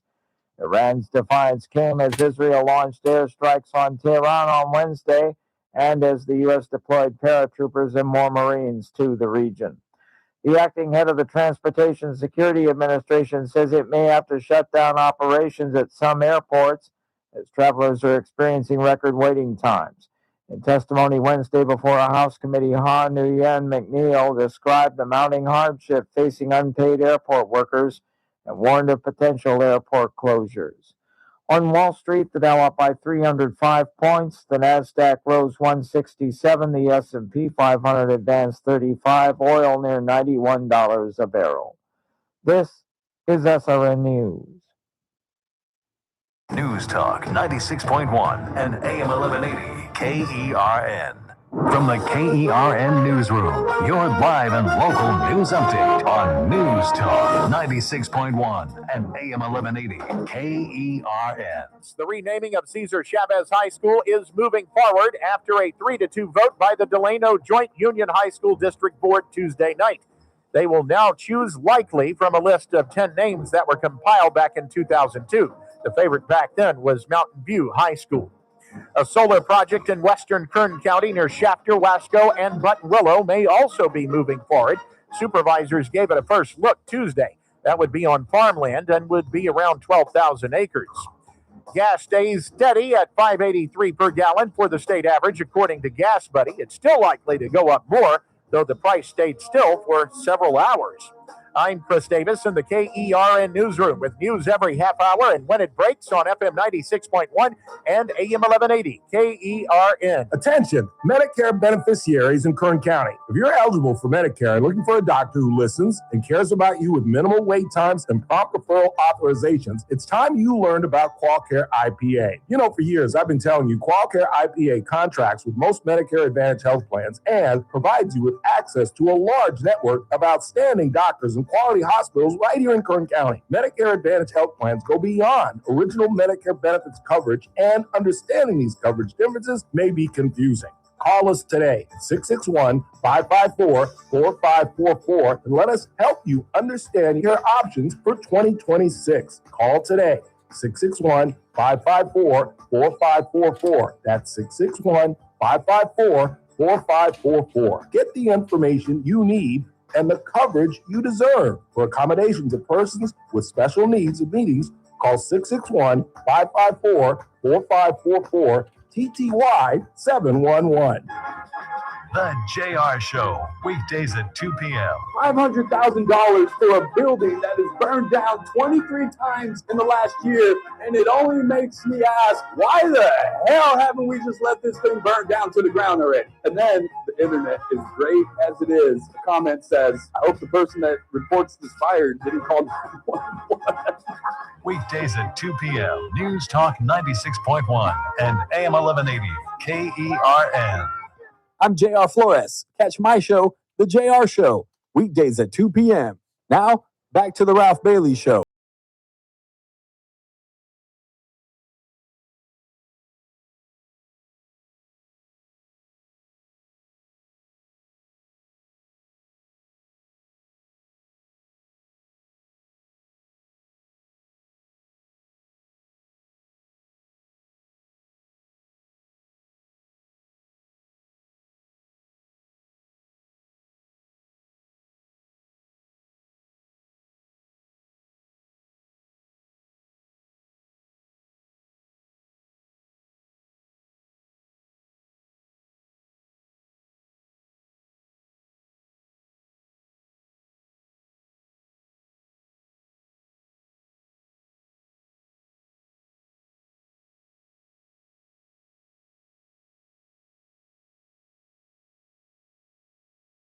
Like we would do a Labor Day party.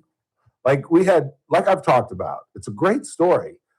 So all these young wannabe doctors meet in Nashville, Tennessee, because in the early 60s, they weren't getting accepted to white medical schools. So many of them, an overwhelming majority of them, went to black medical schools like Meharry, which is located in Nashville, Tennessee, because at the time, Morehouse College, which it does now, didn't have a medical school, which ties into BC because Bakersfield College is involved in a program that it engages Morehouse Medical School. I'm sure loyal listeners have have us talk about it, heard us talk about it with the Chancellor, Dr. Stephen Bloomberg, and Stacy Pfluger, the president, and we've had some other folks come in. In fact, we'll have some people in from BC on Wednesday, and they've talked about that, but they didn't have that back then, not in the 60s, for God's sakes.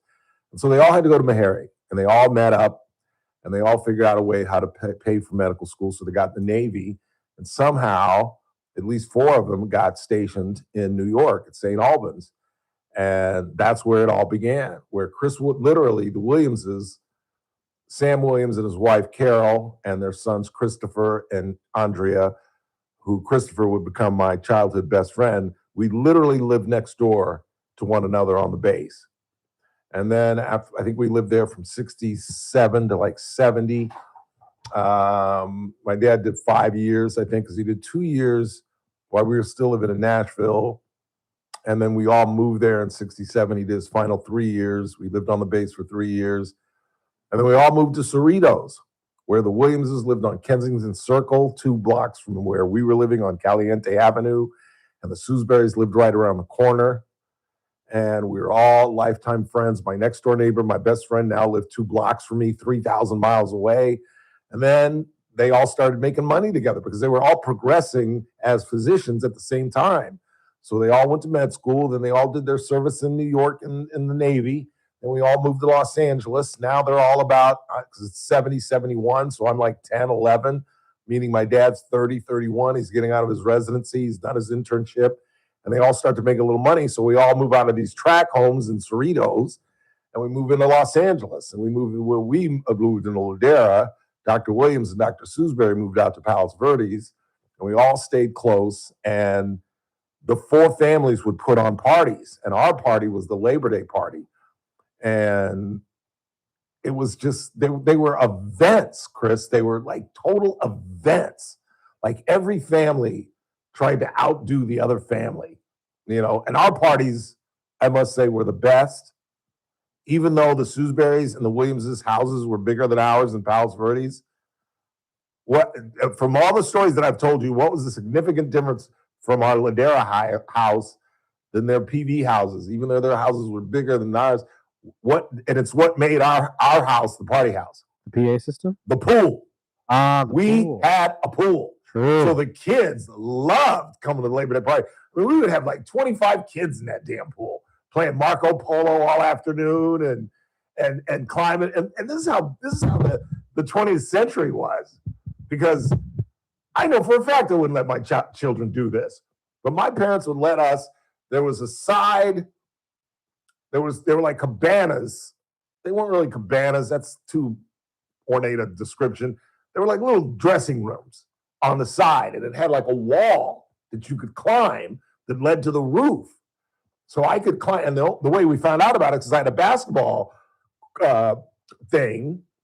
backboard that hung over the driveway, and if you bricked it and it got behind the backboard, you had to climb. Yeah, you had to either, I was going to go in the driveway, go in the garage, get the ladder, and climb up the ladder. No, I figured out the way to climb up on the thing and just get up on the roof and go get the ball. But once I figured that out, I started going to the roof and kind of screwing around. In fact, I don't care, I'm 63 years old. That used to be one of my spots to get high. I would climb on the roof and just sit and smoke a joint on the roof. What better place? Nobody could see me. I'd go up there with my shoes off so I didn't make any noise. And I'd sit on top of the roof. My parents would be in the house. Where's little Ralph? I don't know. I'm sitting on the roof getting high. Anyway, so then I found out that the back half of the roof hung over the deep end of the pool. So we started jumping. Do you know at the parties, the parents would allow us to climb up on the roof and jump into the pool? Yeah, we used to do that at our house too. I would never let my children do that. Super dumb. One slip. Super dumb. And you've got a lawsuit. I mean, it's incredibly dumb. I mean, I get the no helmets because I probably wouldn't wear a helmet now. No, let's be honest, that's dumb too. On a bicycle? On a motorcycle, I get it. But on a bicycle, Depends. my generation never wore a damn helmet. Never. And we did some crazy stuff on bicycles. No. We used to try to do the ramp thing and see if we could do a wheelie for the whole block. And we did some crazy, stupid things. I heard something interesting today that I wanted to float at you because you got to see this and I did not. Yeah, what do you got? But somebody brought up the topic on an interview that I was watching. I can't remember what it was, but it's different today for entertainment in a sense that people don't want to watch not scripted, I'm sorry, like death-defying feats on television. Oh, yeah. I'm not big on that. Yeah, like we don't want to see, Evel Knievel type stuff anymore. Oh, no, we loved that when we were kids. Right, No, Evel that's what I'm Knievel was saying. a huge draw. And that's why I'm asking. Is like, do you think people still want to watch that? I don't know, dude, but I remember I was in the den with my dad when Evel Knievel jumped Caesar's Palace. Have you ever seen that one? Yes. Where it's so bad it looks phony. Right. Like, don't get me wrong. His I'm all for body. it. So if you guys have never seen this, where he jumps the water, the fountain at Caesar's Palace, and he makes it, but he falls off the bike, and it's such a bad fall that I remember my dad being like, "That doesn't even look real," and it was on ABC Wide World of Sports because they would replay it. It wasn't live, and his body was so thrashed from the bounce that it looked like a dummy, that it really didn't look like a real human being because he was so I don't know how to describe it. And it was the worst injury I think he ever had. So yeah, we dug that stuff. We really did. No, I know, but it was more saying, and I think it was Johnny Knoxville. I can't remember exactly what it was, but he was bringing up that TV is different nowadays, and they don't want to see like people do stupid stuff that could potentially get themselves I killed. agree. But I argue that we kind of do because we just had that one guy that was climbing up that massive tower on Netflix, and apparently, yeah, everybody was super into that. Yeah. See, I don't want to see that. I don't want to see that. Because I get it on my algorithms. You know what I get all the times? I get, and I don't know how, I get these scares with wild animals. Like I saw one the other night where it's a little girl and she's near a cage. I think it was an ape. Yeah, it was an ape. And it's a cage for some reason. It's not a glass. And she got too close and the ape grabs her and has pinned her up against the cage. And they're like trying, and they have to get in the cage and try to distract the ape, and he won't let go. And I get the algorithm of that. I've got the one where the kid, you remember the kid fell into the ape den? Oh, we talking about and the mama ape like helped him? Yeah. I've seen that. I've seen some crazy, Harambe, right? Isn't that the Cincinnati one? Yeah, I've seen some crazy ones. I really have. 842-5376, 842-KERN. I got to get to this audio. Let's go ahead and take a break. I'm going to get to this stuff. This is from Donald Trump and his assessment of the discussions with Iran and why I think we got to play this thing straight. And I'm not sure. You know, the Iranians say they are not in talks, but yet Pakistan is saying they're willing to host talks. You'll hear what the president has to say about it. Coming up top of the hour, Savannah Guthrie sat down with her dear friend Hoda Kotb. I don't even know. Do you even know what day it is? Well, it was the 1st of February, wasn't it? I think it was. So we're going on maybe almost 2 months now, and nobody's paying attention to the story. It's not in the paper on the Daily any longer. But she sat down in a tearful, gut-wrenching interview with her friend Hoda Kotb. And I was absolutely wrong. As I'm sure most of you know, she visited the Today Show set about a week ago, and she's vowed to come back. Much to the great delight of the Today Show and the NBC executives, Because can you imagine the ratings the first week Savannah Guthrie comes back? And one of our listeners should be their executive producer, because one of our listeners was the one that said, you know how you bring her back? You let her do like an hour special on the entire situation, however it unfolds. And that's brilliant. That is a brilliant, brilliant idea. Do like the first half hour of the Today Show, and then do a prime time bit one night that she hosts. But she's coming back. I'm not sure Nancy Guthrie is coming back, and I said that from day one, but we can still hope and pray. Quick timeout. We're coming right back on a Wednesday. It's the Ralph Bailey Show on News Talk 96.1 and AM 1180 KERN, where we're streaming live at kernradio.com.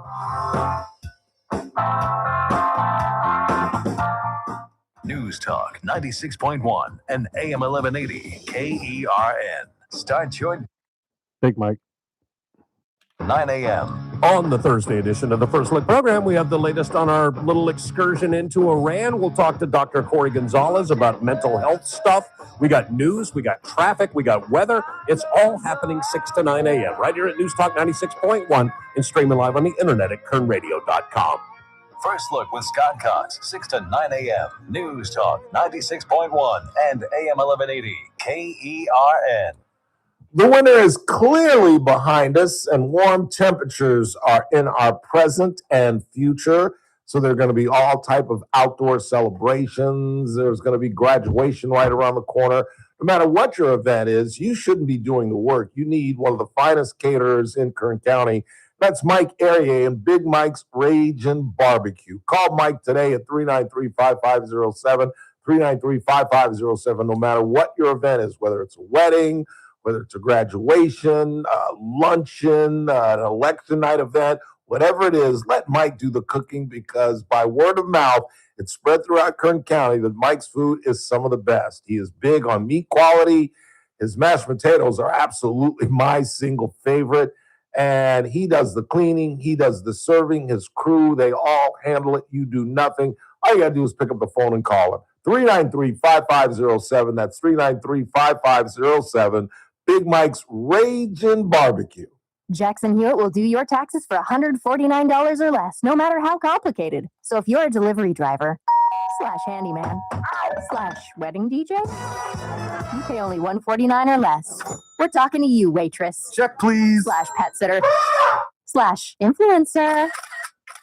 Just $149 or less. Want your refund to work as hard as you? Hurry, don't wait. File with Jackson Hewitt today. Limited time offer for new clients on federal returns. Participating locations only. Terms at jacksonhewitt.com /149. I move mountains for a living. Literally. That means I don't carry hand lotion, and when it comes to serious heartburn, I don't mess around with anything but Rolaids. Rolaids' dual-active formula has calcium carbonate and magnesium hydroxide that relieves heartburn fast. Yeah, you heard right. 2 actives for that powerful relief.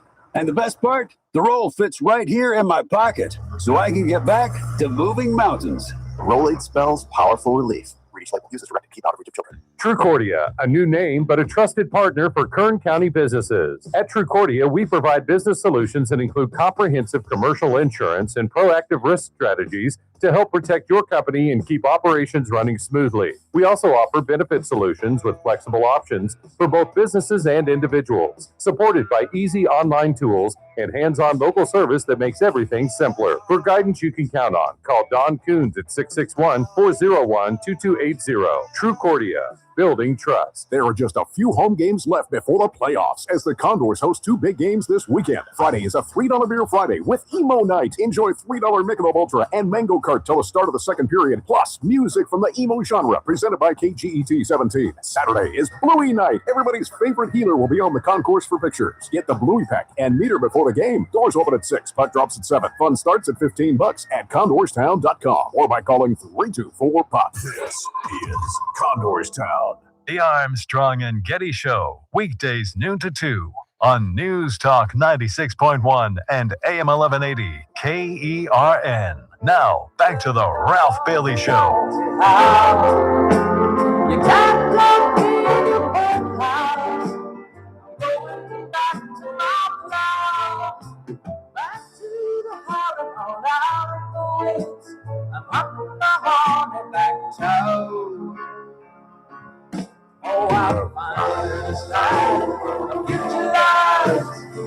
I'm the yellow bringer.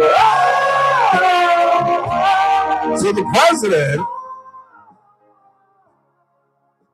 is putting a lot of people in a weird position because he's insisting that he's in talks with the Iranians.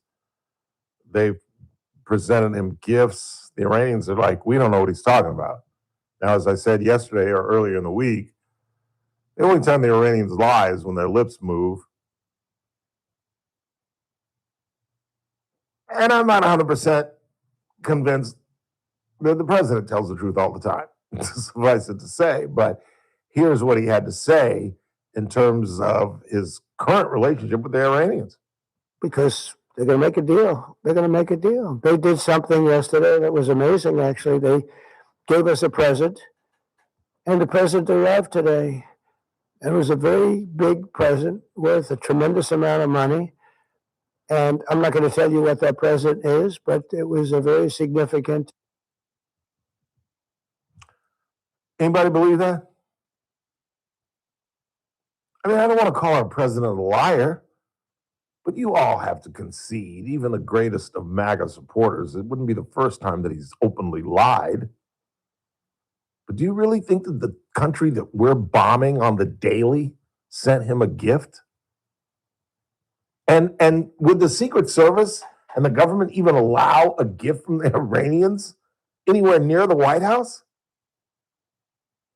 Like, yeah, you can kind of examine it, I suppose, but what if it has secret poison or, I don't know, I just find that hard to believe. I find it hard to believe that as you're bombing my country, I sent you a gift. But I'm not going to call the president a liar. Meantime, the other issue is that he wants to tie now, because he knows that the SAVE Act, Save America Act, the Voter ID Act, which I'm almost coming on board about. You know, we talked about it with Howard, and I didn't get too in it because I wanted to let Howard talk, but I did mention that 36 states offer or demand voter ID. And here's an issue that I didn't know about. 19 states provide licenses for illegal aliens. So if we don't include the birth certificate, which I was willing to forgo, I thought that was too much of a burden. But if we don't demand that, that means that in 19 states, illegal aliens could vote. If we make it simply a driver's license, and 19 states are providing driver's licenses for people that are illegal aliens, illegally in this country, that means that they can vote. So now suddenly I'm like, well, you know what? I am in favor of the birth certificate. And if you can't find your birth certificate, if you can't find some proof of your birth, lo siento mucho, mi amigo. I'm sorry. I'm sorry. If you didn't keep your documents, hell, I've seen when I was a child, I remember seeing my grandmother's birth certificate.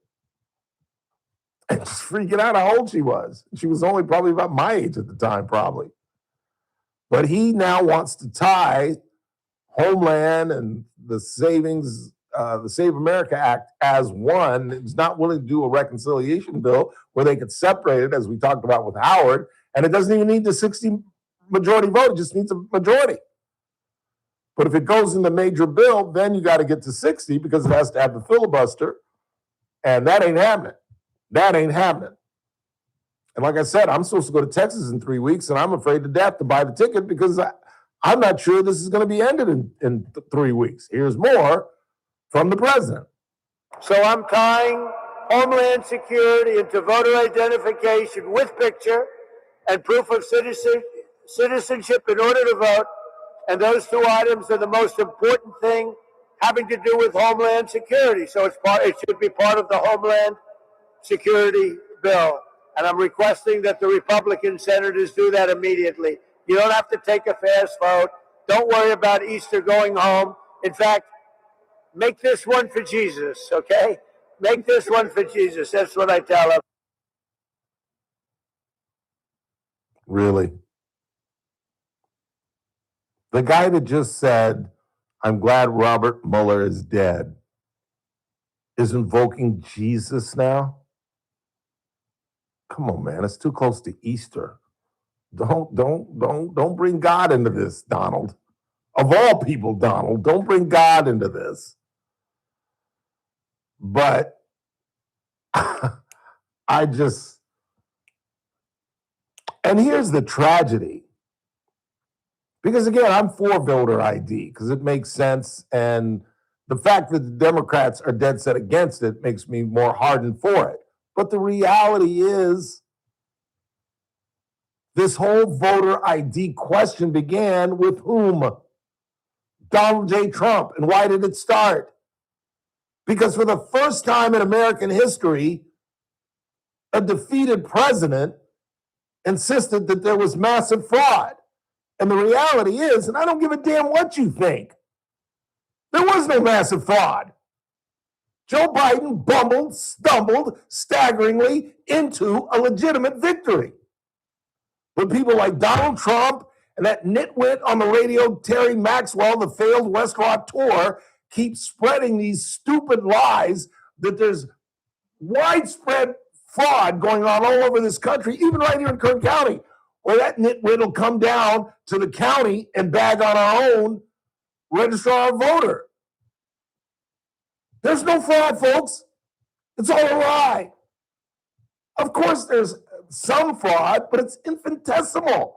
And it hasn't swayed one election. And if it had, don't you think one courtroom, one judge would have upheld all the appeals that were on from 20 to 2022? And now it's 6 years later, and Trump is still singing this old song?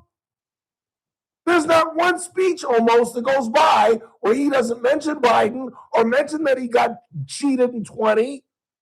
It's ridiculous. In 40 years, when they look back on the footprint that Donald Trump has had on our society and how he has radically changed the route of the river, he's radically changed it. Where like voter fraud is like an issue when it's not. His other legacy will be cursing, where politicians drop the F-bomb like it's nothing. That never happened pre-2016. Never. The level of decorum, I think he is specifically brought down. But this whole fraud thing is insane, and that's what it's all about. But I'm for it. I think 80% of the country is for it, but they ain't going to get to 60. And now that he's tying this to the Save America Act, and think about the people that he's changed. You know, J.D. Vance once called him Hitler. Marco Rubio hated him. Tulsi Gabbard hated him. And now there's some of his closest cohorts. It's incredible, the power this man has. I'm telling you, he's going to go down in history as one of the most fascinating presidents in the history of this country. The manner in which, although the magic is slipping, as we're going to talk about in the 5, there's bad news out of Florida. Another Trump district, this on a state level in Florida, but 2 Trump districts flipped in Florida.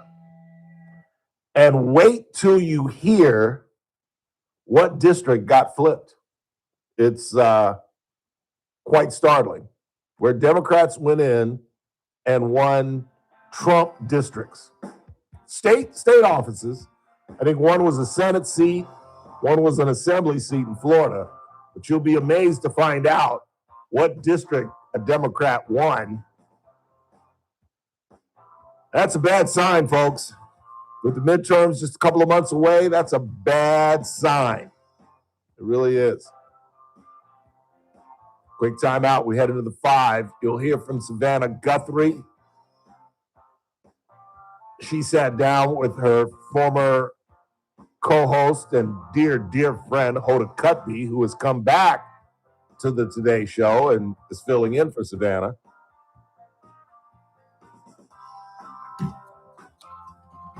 I've got some other miscellaneous news and notes as we get ready for opening day tomorrow at Dodger Stadium. It's TRBS. Don't go anywhere.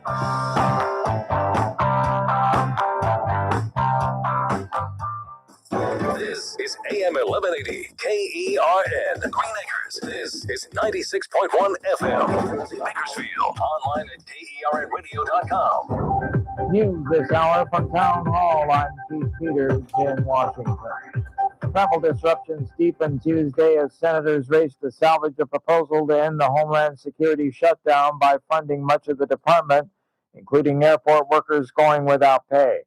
Acting TSA Administrator Ha McNeil says TSA officers are suffering while missing paychecks. Many in our workforce have missed bill payments, received eviction notices, had their cars repossessed and utilities shut off, lost their child care, defaulted on loans, damaged their credit line, and drained their retirement savings. Some are sleeping in their cars, selling their blood and plasma, and taking on second jobs to make ends meet, all while being expected to perform at the highest level when in uniform. Nearly 11% of Transportation Security Administration workers who were scheduled to report for work on Monday, more than 3,200 missed work, and at least 458 have quit altogether since the shutdown began, that according to DHS.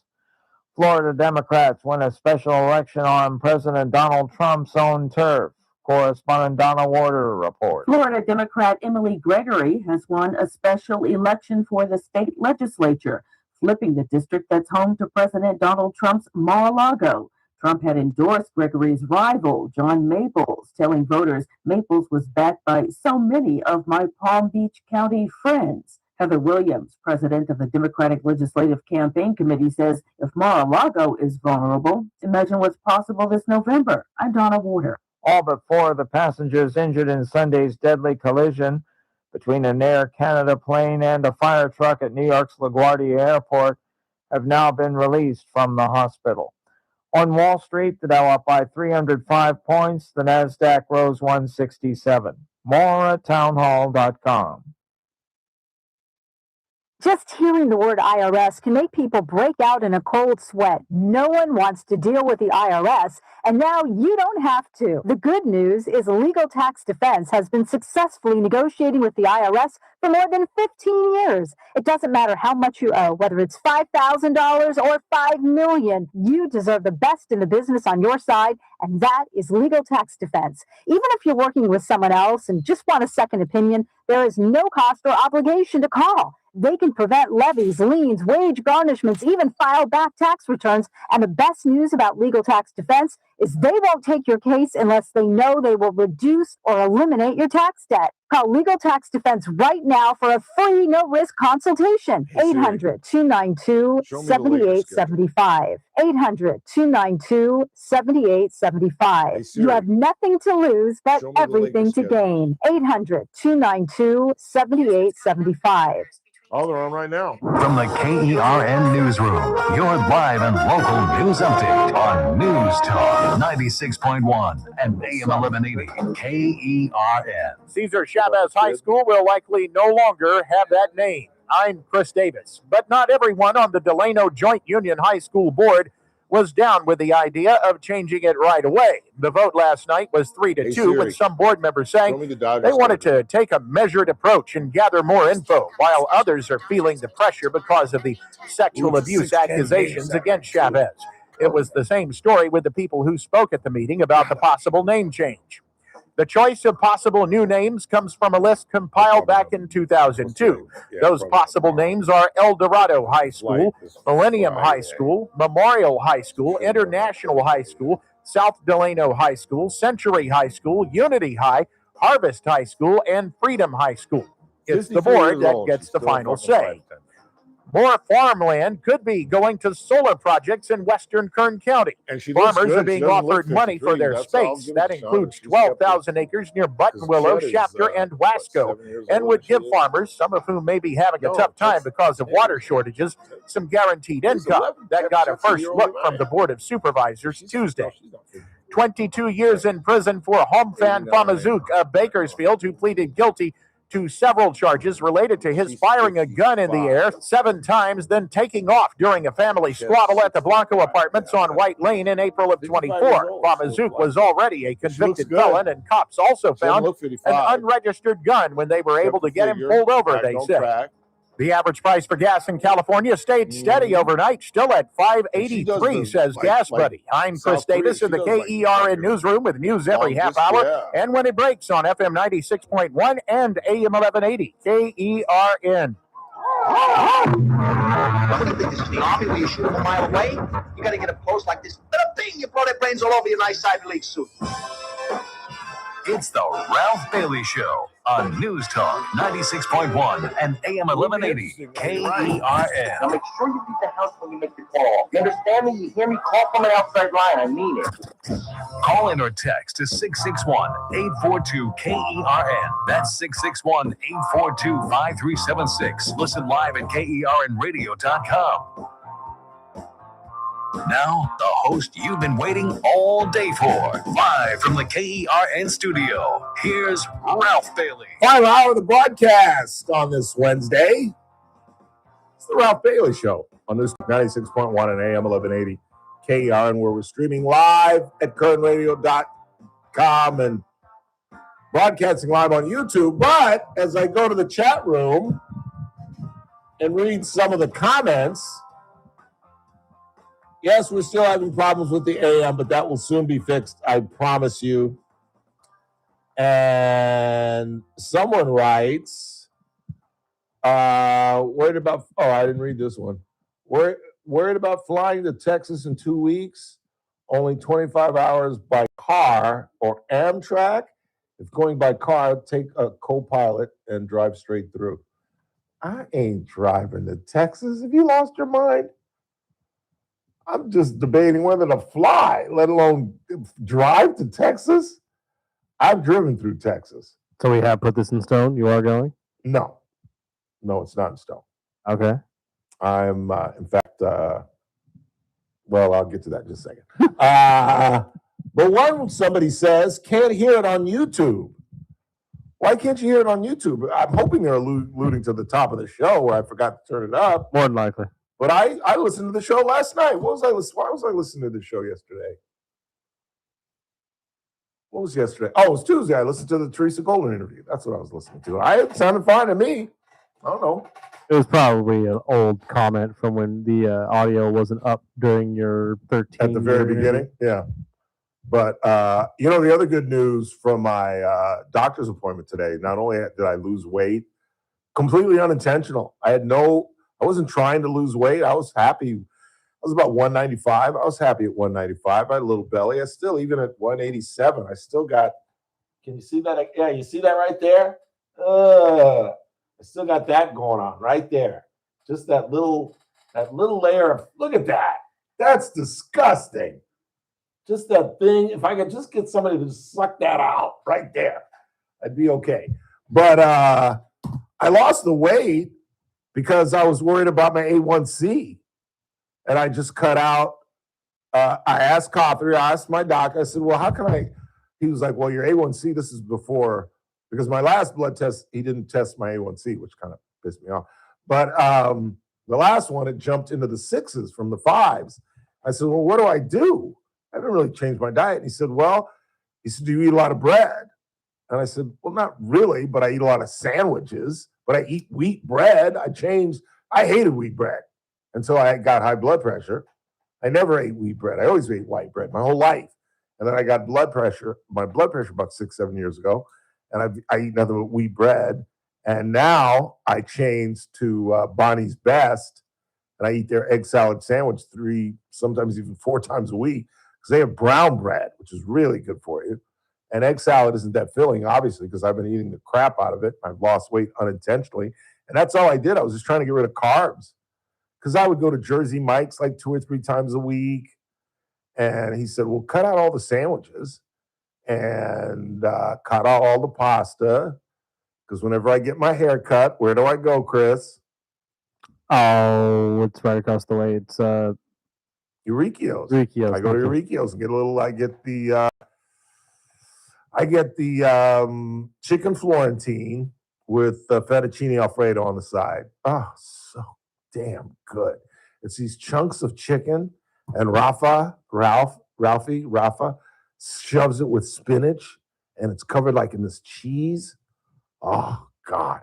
And a side of pasta, and I could drink Ralphie's Alfredo sauce. I could drink it out of a glass. Oh, it's so good. So I killed all my pasta. I haven't had pasta in like 6-8 weeks. And I happened to get on the scale and got insulted by a nurse because I wanted to take my shoes off before I got on the scale. And she said, God, you're like a woman. You really worried about your weight that much? And I felt like, and I do have a filter because I wanted to I literally wanted to curse her. I was in a crappy mood and I got to get in this tube. And you're razzing me about taking off my shoes to get on a scale? But the good news is my BP, 120/72. Nice. My bottom number, I can't remember it ever being that low. Ever, ever, ever. So the medication is working, and Dr. Jeet Singh is a genius, absolute genius. Because I can remember, that's what was so scary about my blood pressure fight 6 or 7 years ago. I was on drugs. I was taking medication and was still out the roof. And there was a 2-week period. I actually cried in Jeet's office one day because after 2 weeks on these new meds, I was still 180/110. And I turned to Jeet and I said, I'm going to die, aren't I? I'm going to die. And he said, we're not going to let that happen, Ralph. If we have to, we'll find a cocktail. And then you know what it did? And the reason I say this is because you have to be your own advocate. One night, I've told this 100 times and I will continue to tell it for your own knowledge, FYI, I was 210/110. It was about 11 o'clock at night and I woke Jeet up. I was so panicked. I didn't even text him. I called him. And he's such a good man, he answered. Because who answers the phone? Hell, I called JR at 5 o'clock in the afternoon. He doesn't answer the damn phone. I called Jeet at 11 o'clock at night. He answered the phone. And I asked a stupid question. I said, I'm 210/110. What should I do? And he said, go immediately to the ER. And I went to the ER and they gave me labetalol. And within a half an hour, 45 minutes, I was at 130/80. And I asked the physician, what did you give me? And he said, it's called labetalol. And I said, well, why am I not on that? You got to take that up with your doctor. And the very next day, I called Jeet and I said, can we add labetalol to it? And we did. And then we had some problems with it because it started giving me some kidney issues. And so now I only take, I split it. I bite it in half. I only take a half in the morning. I take a half at night. But my own advocacy is what got and from that point on, once I got on the labetalol, I'm on, for my blood sugar, I'm on labetalol, hydroxyline, and clonidine. And from that point on, once I got on labetalol, I've never had a problem with my blood pressure. And this morning, like I said, it was 120/72. And I was nervous because I hadn't taken my blood pressure in a while.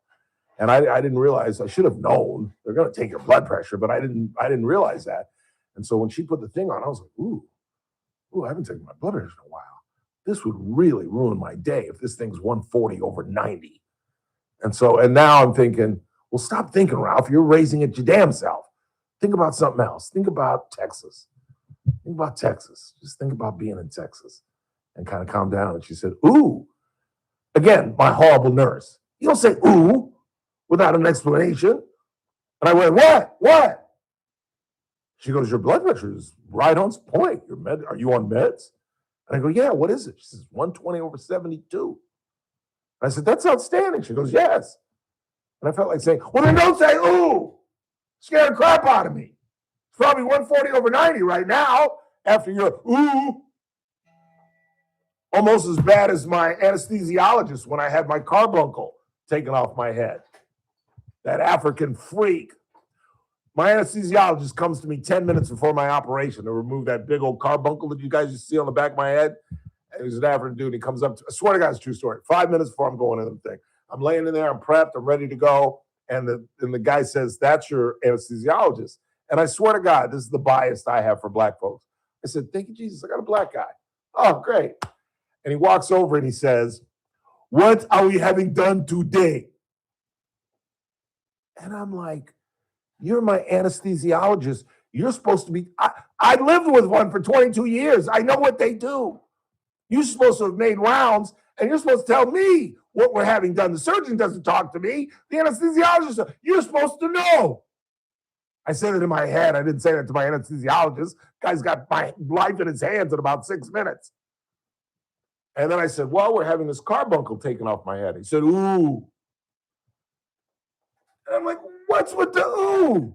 He said, well, it will be kind of difficult because we'll have you on your face and we'll have to do the anesthesia from the bottom. But don't worry, it'll be no problem. Well, then why'd you bring it up? I'm having a nervous breakdown here and I'm about to go under the knife. What's the matter with you?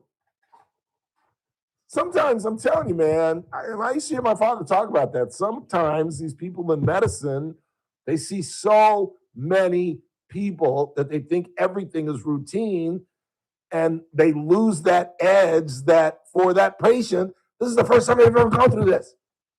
Yes, you've done it 9,789 times, but for the patient, this is a first. You got to treat it like a first.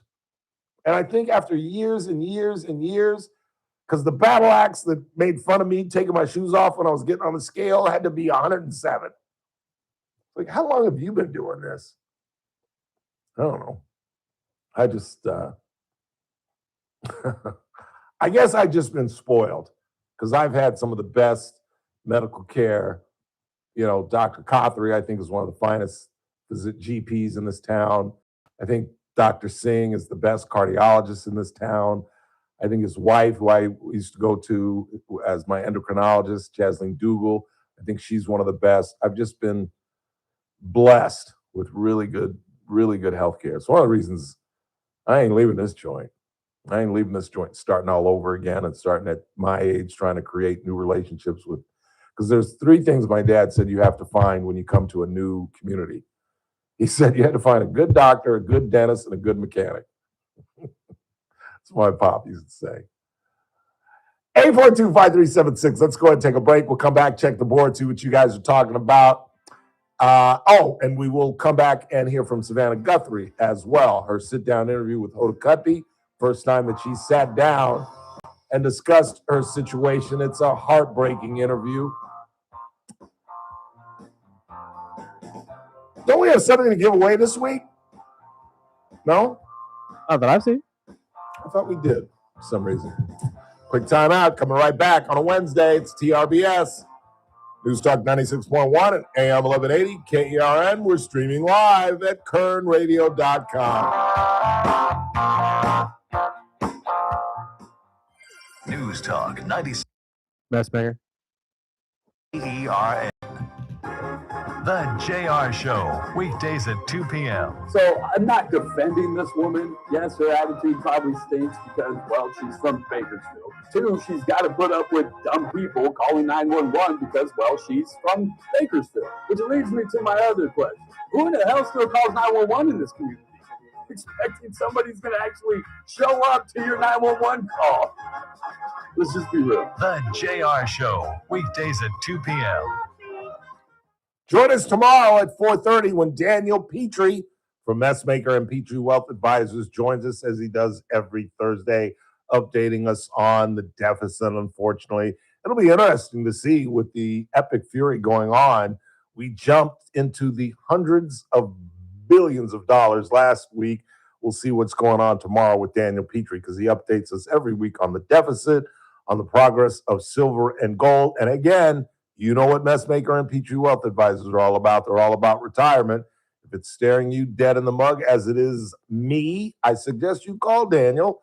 As I've described it, smartest financial move I've ever made. Become a good client. Call him today at 395-9400, 395-9400. And, of course, it's located right on the corner, 21st and Oak. Daniel Petrie and the folks at Messmaker and Petrie Wealth Advisors. This broadcast is for informational purposes only and does not constitute investment advice or a solicitation for advisory services by Daniel Petrie or MPWA Incorporated, DBA, Messmaker, and Petrie Wealth Advisors. The program host is a client and receives compensation and other financial benefits in connection with this advertisement, creating a conflict of interest. Experiences discussed may not be representative of other clients. Are you struggling with hearing loss? Do friends and family complain that your TV is too loud? Are you tired of asking people to repeat themselves? If you want to hear clearly again, but don't want a bulky hearing aid that makes you look old, you need to try Atom X by Audion Hearing. The Atom X is a life-changing breakthrough, precisely designed by top audio engineers. Fits comfortably in your ear, is nearly invisible, and lets you adjust your sound so you can hear conversations clearly, at home, at dinner, or on the go. And right now, you can try the Atom X risk-free for 45 days. Call Audion Hearing now at 800-741-HEAR. That's HEAR for a 45-day risk-free home trial with free shipping and money-back guarantee. The Atom X is lightweight,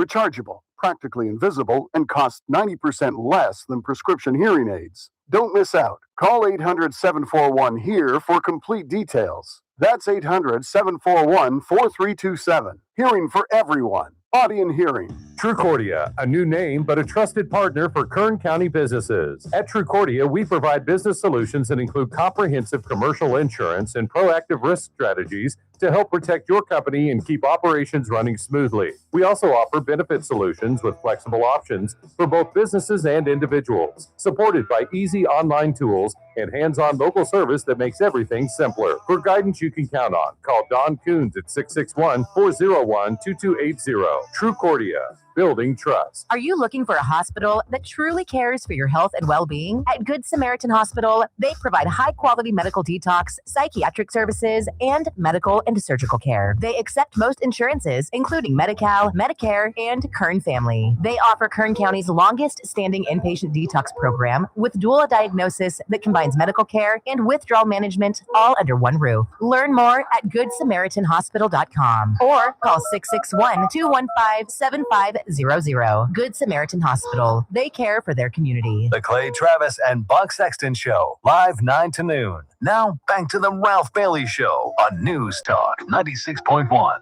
and AM 1180 KERN.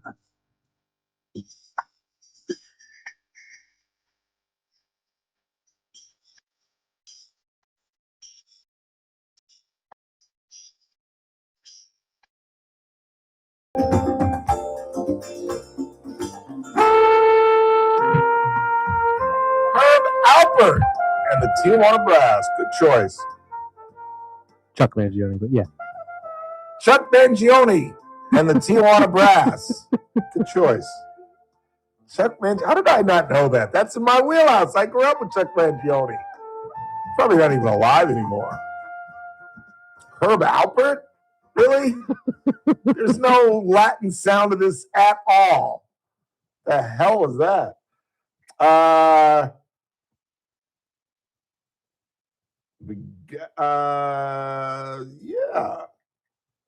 Call me later. I'm actually producing the broadcast. Just relax. Call me later. Oh, okay. I thought we were talking to somebody else. No, we're about to have a deep discussion tonight because I think I'm going to punt. Because what's the upside? What if it goes extremely well? What if you have 4 days of bliss? Then what? I'm going to fly back to Corpus Christi. She's going to fly out here. That's worst case scenario. That it's 4 days of bliss. We hook back up and everything's wonderful and blah, blah, blah. She ain't coming to California and I ain't going back to Corpus Christi. You never know. You could like it over there. Corpus Christi? In fact, it was weird. I saw a news story today on CNN. They're having a water shortage. They were the lead story on CNN this morning. They're having a bad water shortage. But unlike us, they're smart. They're doing desalination because they're right there, in the Gulf. But I have a friend that lives in Corpus Christi, and we've reconnected, and I was going to go visit her for 4 days. And I was all, as Chris will attest, all excited. I got As you should be. fairly decent flight, not cheap, but a fairly decent flight from Bakersfield to Dallas and Dallas to Corpus Christi. And I got a really good rate on the the Embassy Suites for 3 nights. But the DHS thing has me worried. And what am I doing? Why am I trying to create a relationship with a woman who I get along with extremely well? In fact, the only reason we stopped seeing each other is because she moved to She initially moved to, she's a nurse. She initially moved to, I believe it was Pennsylvania. Then she got transferred to Houston, and now she lives in Corpus Christi. And it just seems like a bad play on my part. I don't know. But that's Chris. A week ago, I was bouncing around here. Oh, he was asking me and Randy for advice on it and how much the tickets were and all that. Well, Randy's my oh no, that's why he's saying. my what is he? He's my travel agent. He books all my flights. He books all my Vegas flights. He knows the Expedia better than I do. He gets me some of the cheapest flights. It always pays to have a friend like that. It does, because you know my technological idiocy. One of my exes is that friend for me. The best, in fact, the reason I went to Randy's, the best file I found was a 2-stopper. It had me leaving at 9 o'clock in the morning and getting into Corpus Christi at 11 o'clock that night with 2 stops. A stop in Phoenix, 3-hour layover, then a stop in Dallas for a 4-hour layover, and then into Corpus Christi. And you gain 2 hours. So I would be leaving at like, I forget, it was like 9, 10 in the morning, getting there at like 11 o'clock that night. And that was a cheap flight. And then I went to Randy and he hooked me up with some better stuff. Yeah. Who you got? JD. JD, what's really going on? Well. How you doing, Ralph? I'm well, my friend. Are you in Vegas? I am in Vegas. I'm recovered from the great golf tournament that you guys put on. What a fantastic time was had by all. Good. I'm glad you had a good time. What'd you guys end up shooting? As a team, we were 55. Damn. And what's crazy, they weren't even close to the winners. No, we weren't even in the top 3. Isn't that crazy with a 55? That's yeah, but nuts. we had a great time. Well, good. Everybody, it just was one of those days where when we needed a big shot, somebody made it. It was pretty crazy. I really enjoyed myself. Yeah, that's how I felt. That's exactly how I felt. We were only 6 under, but we all contributed. That's what makes it fun. When each player makes a shot, everybody kind of contributes and you kind of ham and egg it. But I'm glad you had a great time, man. It was really nice meeting you finally. Yeah, we did. But, I finally was able to, donate to Honor Flight with all the money I won from you picking the opposites. Felt it was the least I could do to give back to the community. That's helped me make some money. That's for sure. That's cool. That's outstanding. When are we going to see you again? Do you come through here at all? Well, I'll be driving back from Vegas on Saturday, but I'll be zipping through. Right. Yeah, who knows? I got nothing but time on my hands now. Yeah. Well, hey, next time you drive through, make sure you give me a call. Yeah, and you got my number now. I do. So, we're all good. And Chris, nice to meet you as well. Thank you, sir. I surprised him when I said, "Oh, I know who you are," and he got to see me drive, a short drive, but down the middle, so that was okay. Is he a big hitter, Chris? The high school kid was the hitter on that team. Oh, that's right, the kid from Bishop O'Dowd. Yeah. Yeah, he was unbelievable. So on is the 16th the short part 4? 16th is the short par. Yes, that goes uphill, goes downhill and back uphill. Yeah. Yeah. Well, that kid put it on the green while people were standing on it. I wasn't sure he'd be able to reach it, but he landed it right on the green, right next to the people that were standing there. Yeah, he's going to play college ball. There's no question. Yeah, that was. As soon as he hit it, I was like, "Oh crap!" But I didn't say crap. I said something worse. Yeah. But because I knew it was drawn right into him. I'm like, "Oh my goodness, it's going to hit him."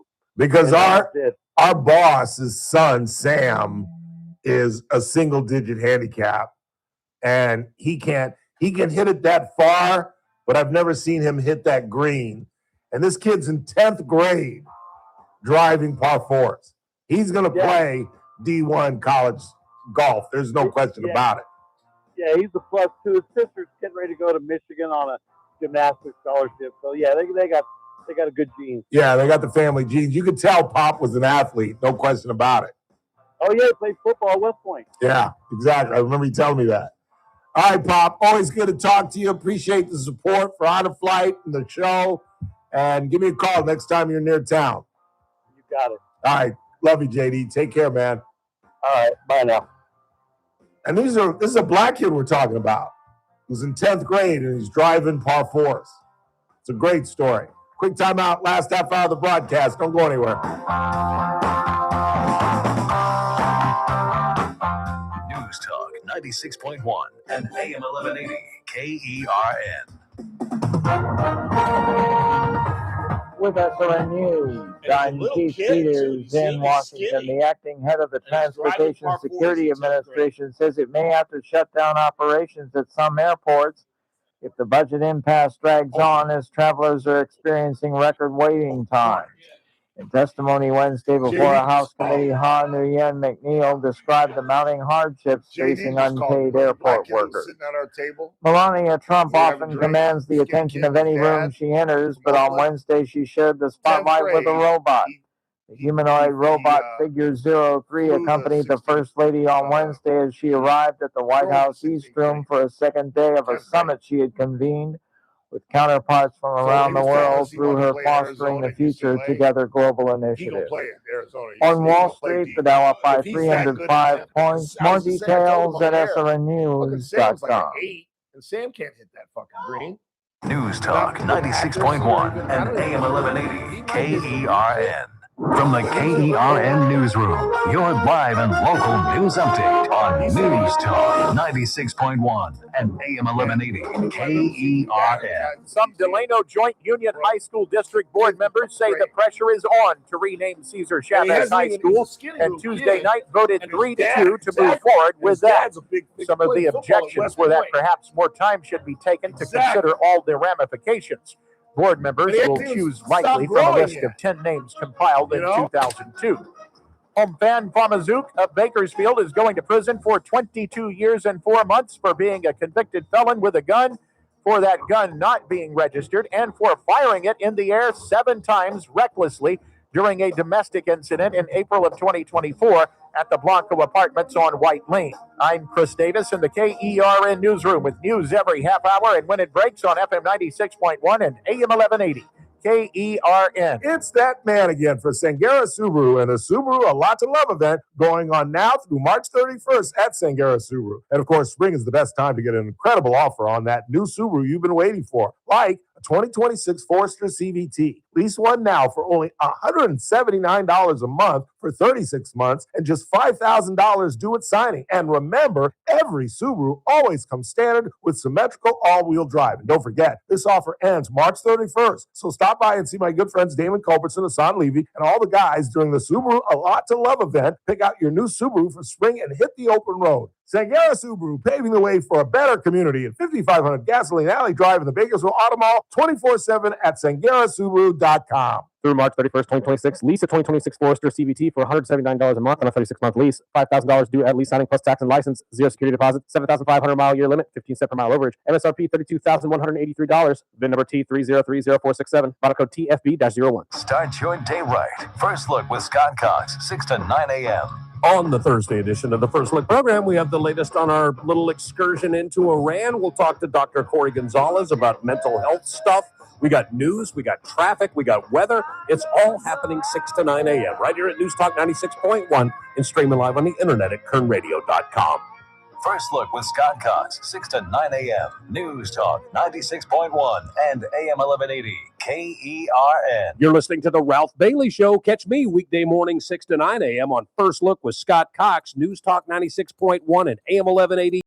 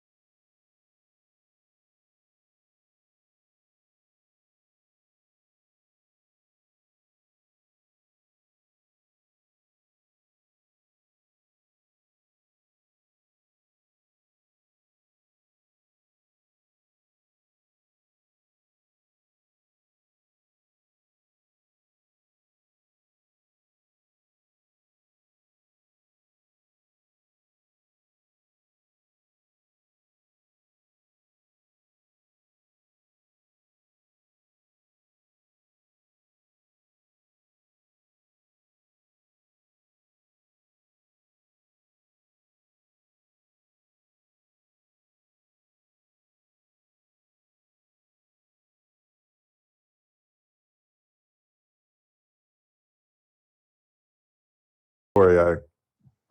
It was, we always forget the term. What's the damn term again? Crossfaded? No, the seating. Oh. We always forget it. Every time I tell the story, we forget what it's called. Conference seating, conventional seating, something. It used to be back in the day where they would let you first come, first serve. Right.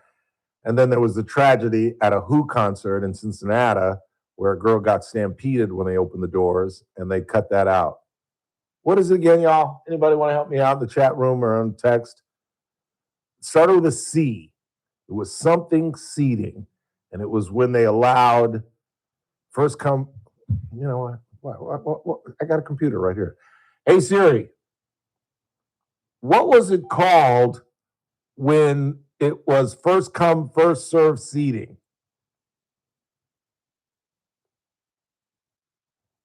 She's like, I have no idea what you're talking about, Ralph. Hey Siri, what is the term for concert seating that is first come, first serve? General admission. GA refers to seating. No, it's not general admission. That's the one that everybody keeps texting in as general admission. and No, that's it's a one I C would always word. do, It's a but- C word. Convention seating, conference seating. I know for a fact it's a C word. Conventional?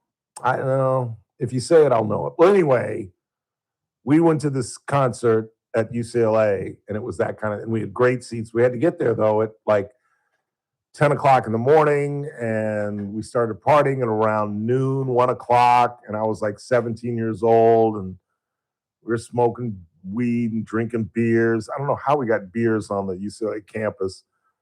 And I was out like a light by 7:30, and some band came on, and I remember hearing them, and then the Grateful Dead came on. I heard none of it. I heard absolutely none of it. It was a waste of money. Nobody's coming through with a term, huh? Festival seating is the only other one I'm saying. Festival, that's what it is? The festival seating? I think that is what it is. That's what everybody else is saying. Yeah, besides you're general right. admission. It's not a C word. My bad. It was festival seating. That's exactly what it was. Festival seating. Good call, guys. Good call. C word? I don't know what I was thinking. Meantime, on a more serious note, as we wrap this thing up, Savannah Guthrie sat down with her good friend Hoda Kotb, and I don't know why I do this. I always end the show on a bad note when I grew up in television, where if you watch the news tonight, the last story will either be about animals, children, or food. I guarantee it. I guarantee it. Let's watch the end of the news tonight. Watch the final story. And if it's not about kids, food, or animals, I'll give you I'll buy you dinner at Casey's Steakhouse. But I'm the opposite. I always end our shows on kind of a sour note. I don't know why, but nevertheless, here is an absolute tortured woman who had 2-3 months ago probably felt like she had life by the tail. $8 million salary. She's in the #1 media market on the planet. She's happily married. She's got 2 healthy kids. She's got a mother living in Arizona where she wants to live. 3 months ago, Savannah Guthrie was on top of the world. And now she's as miserable as anybody on the planet. It is so painful to listen to. Here is the NBC co-anchor. Someone needs to do the right thing. We are in agony. We are in agony. It is unbearable.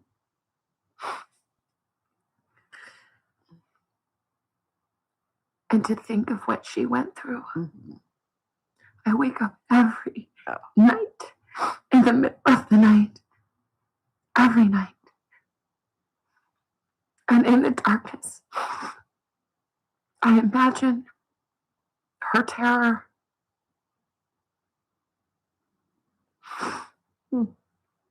And it is unthinkable. But those thoughts demand to be thought. And I will not hide my face. But she needs to come home now. Yes. It's hard to listen to. It really is. And it touched me specifically because when my dad passed away, I was living with a woman. And it was my dad died on a Saturday morning. And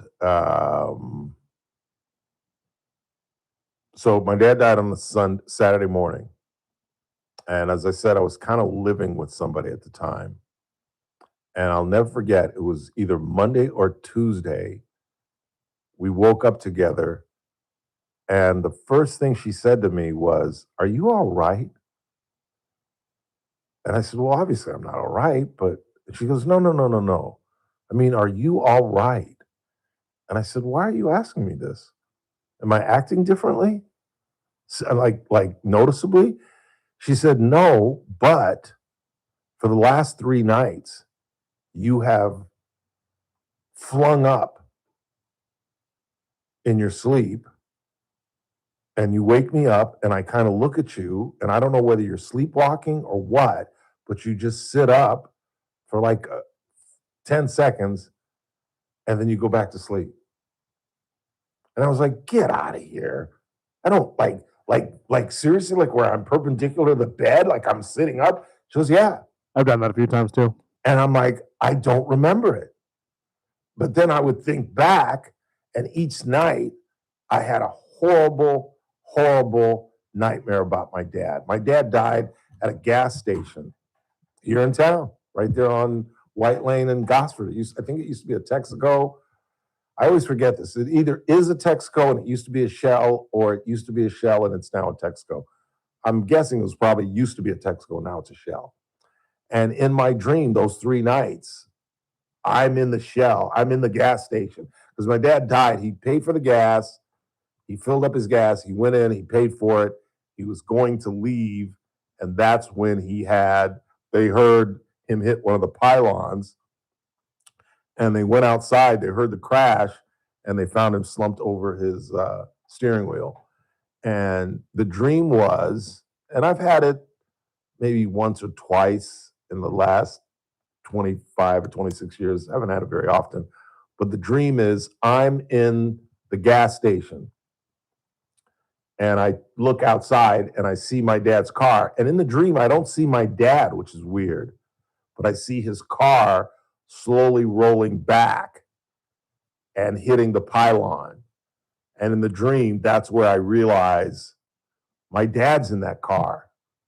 And the last thing I remember in the dream is I go running to the car and then I wake up. And I can only assume that's when I was lurching forward. Because she said each night, she said, "I wasn't going to say anything, but now you've done it 3 nights in a row," where at some point in the middle of the night, she said I would just kind of lurch up and kind of just sit there and then just slowly lay back down and go to bed. And I had no memory of it. I had no idea I swear I thought she was making it up. And if we had phones back then, if we had thing phones, she probably would have put it on film. But we had flip phones back there. My dad died in 99. And we had flip phones, I think. I don't even think 99, we still might have been on landlines in 99. Yeah, I don't think we had No, we did. Because I worked for Clear Channel in 01 and they gave us a cell phone.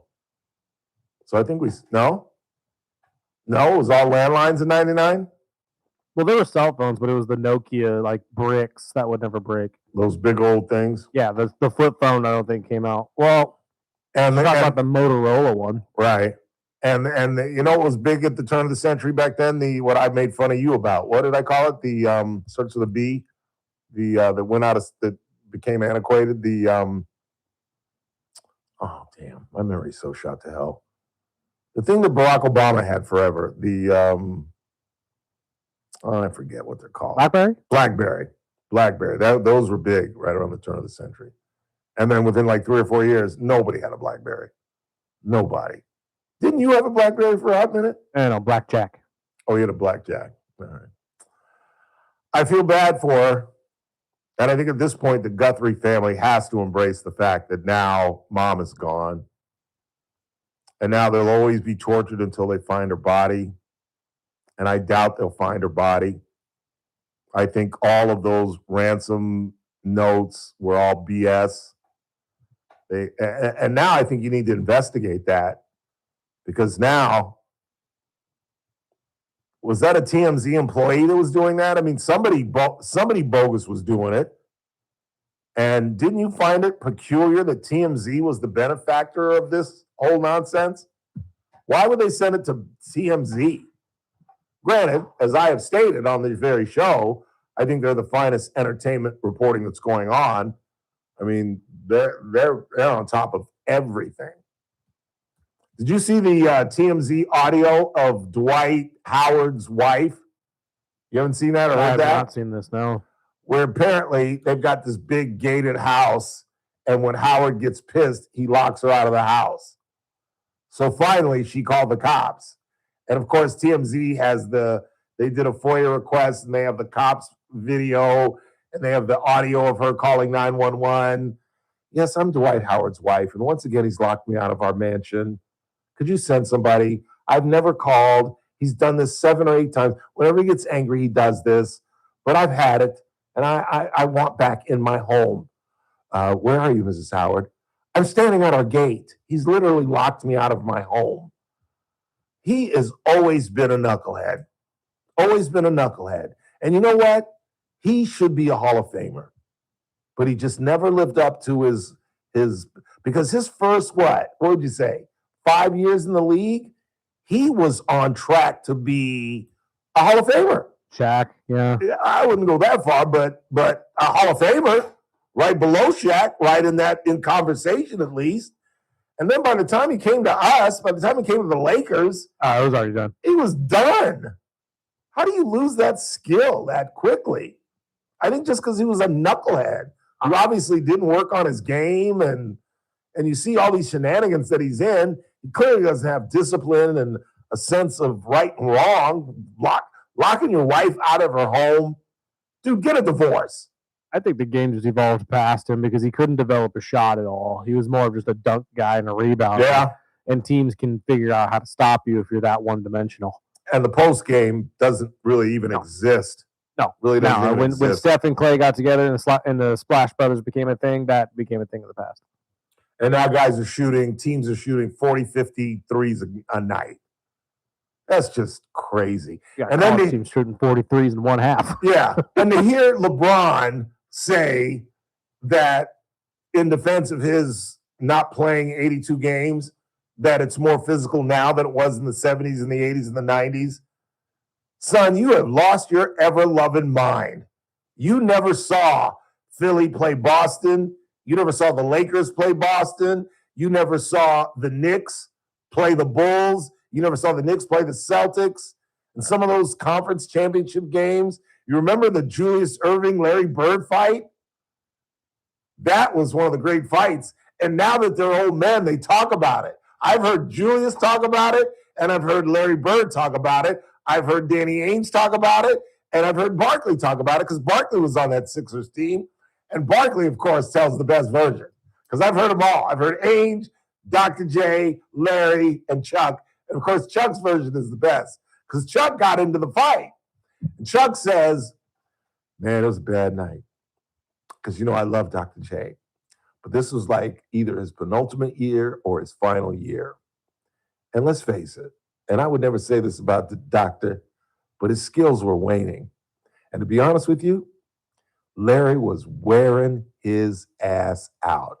And as we now know, LB, Larry Legend, was one of the greatest bull talkers in the league. And Chuck tells the story. So we're coming up court.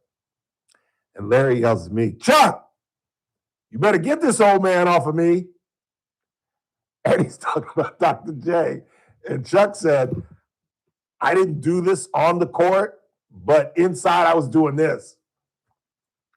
Don't talk to Dr. J like that. And so they do a couple of trips. Bird is just wearing his ass out. And finally, one trip up the court, LB yells to Chuck, I'm telling you, Chuck, you better get this old man off of me. And they start shoving as they're coming up court. And they're finally grabbing each other's necks. And that's when Chuck gets involved. Have you ever seen the video? Oh, yeah. Where Chuck grabs Bird. He's trying to get him away from Dr. J because it's Dr. J. I can't let LB hurt Dr. J. But in the film, it looks like they're in cahoots because as Chuck grabs Bird, now Dr. J is like, solid, bam, bam, bam. Hits Bird in the face like 3 times. It looks like Chuck's like, go ahead, hit him. I got him. Go ahead, hit him. And Chuck's like, I swear to God, I was just trying to drag him off Jay. But it looks like I'm setting him up. And they got at it. And I mean, come on. Have you ever seen the film of the Bill Laimbeer Bird fight? Where Bird, they didn't even throw guys out back then. The only reason Bird got thrown out after Laimbeer was a dirty player from Palos Verdes, by the way. He went to high school at PD High School. And just literally takes Bird down by the neck. It was one of the dirtiest plays I've ever seen. He's going up for a layup, and Laimbeer takes him down by the neck. And Bird is like, And they go at it. They're fighting. They finally separate them. Bird's at the free throw line. They're kind of mulling around. And he sees the ball. He pitches the ball, and he throws it at Laimbeer. And that's what got him thrown out. Not the punches, not the fighting. But he threw the ball at Laimbeer is what got him thrown out of the game. Classic stuff.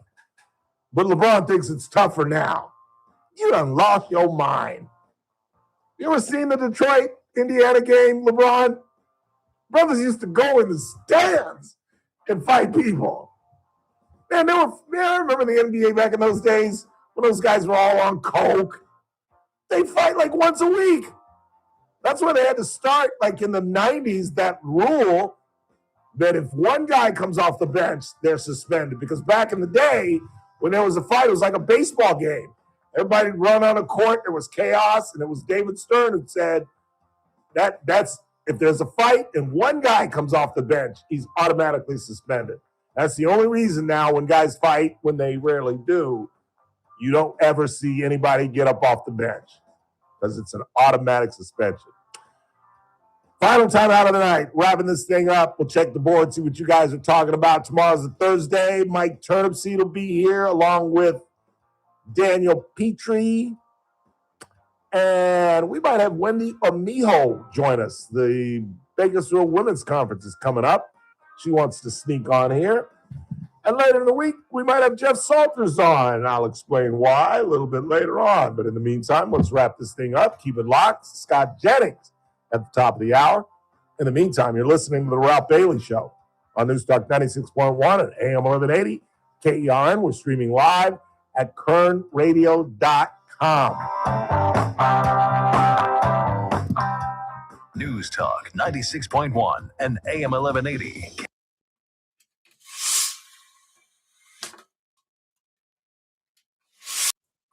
Cool. Now just let it go. And whenever you're ready, you're set up for the promo. I don't know how I do that damn near every fucking day. Freaking day. Sorry.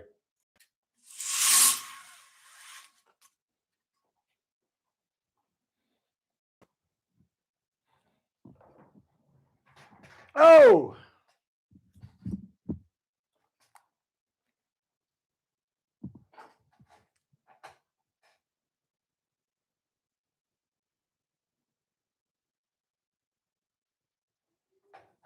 You ready? Ooh, baseball.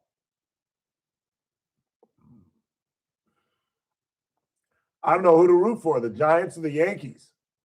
Hate them both. But I guess you got to root for the Yankees. Is that Cody? They re-signed him? I didn't know that. I didn't know that. I should have known that, I guess. 3-2.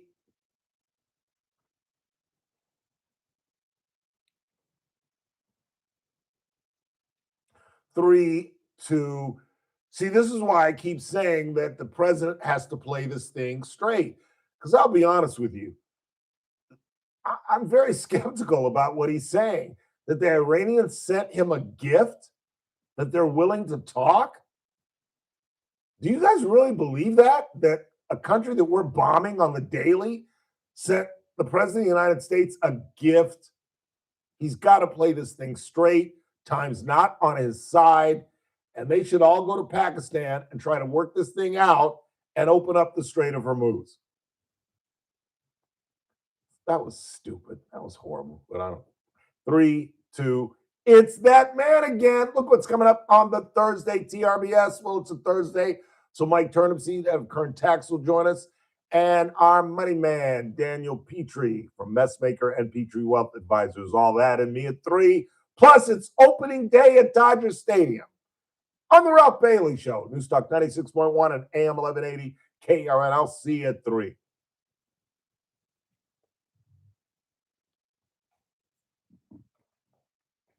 Useful information.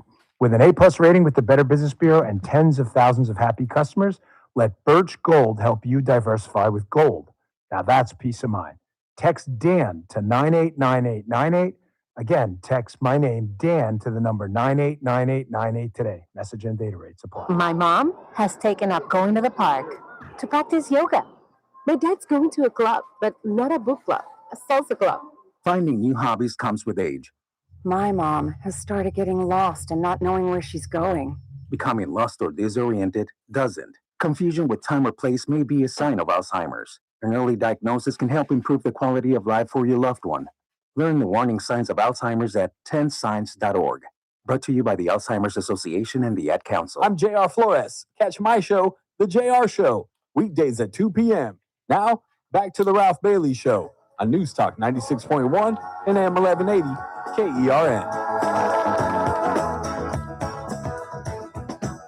Celebrating my outstanding blood pressure numbers tonight with the chili burger.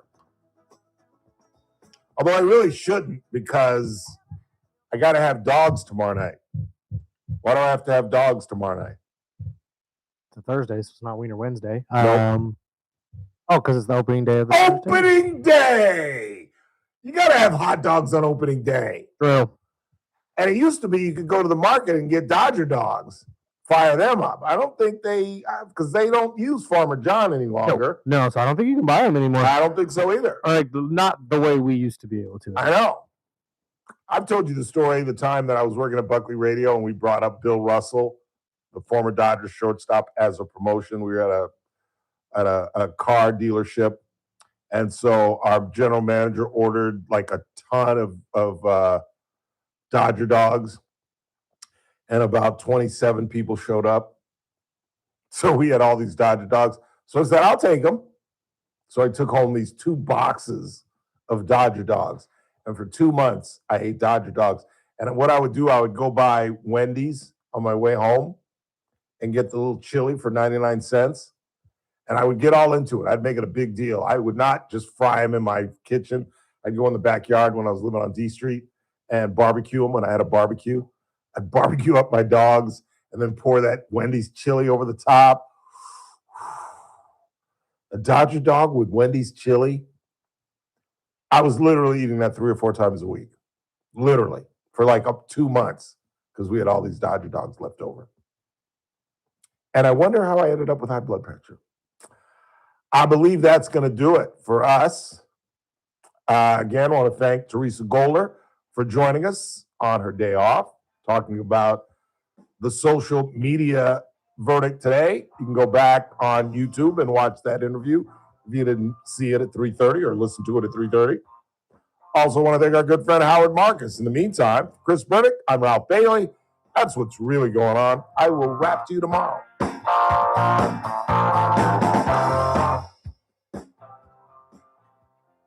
This is AM 1180 KERN, Green Acres. This is 96.1 FM, Bakersfield. Online at KERNradio.com. News this hour from Town Hall. I'm Keith Peters in Washington.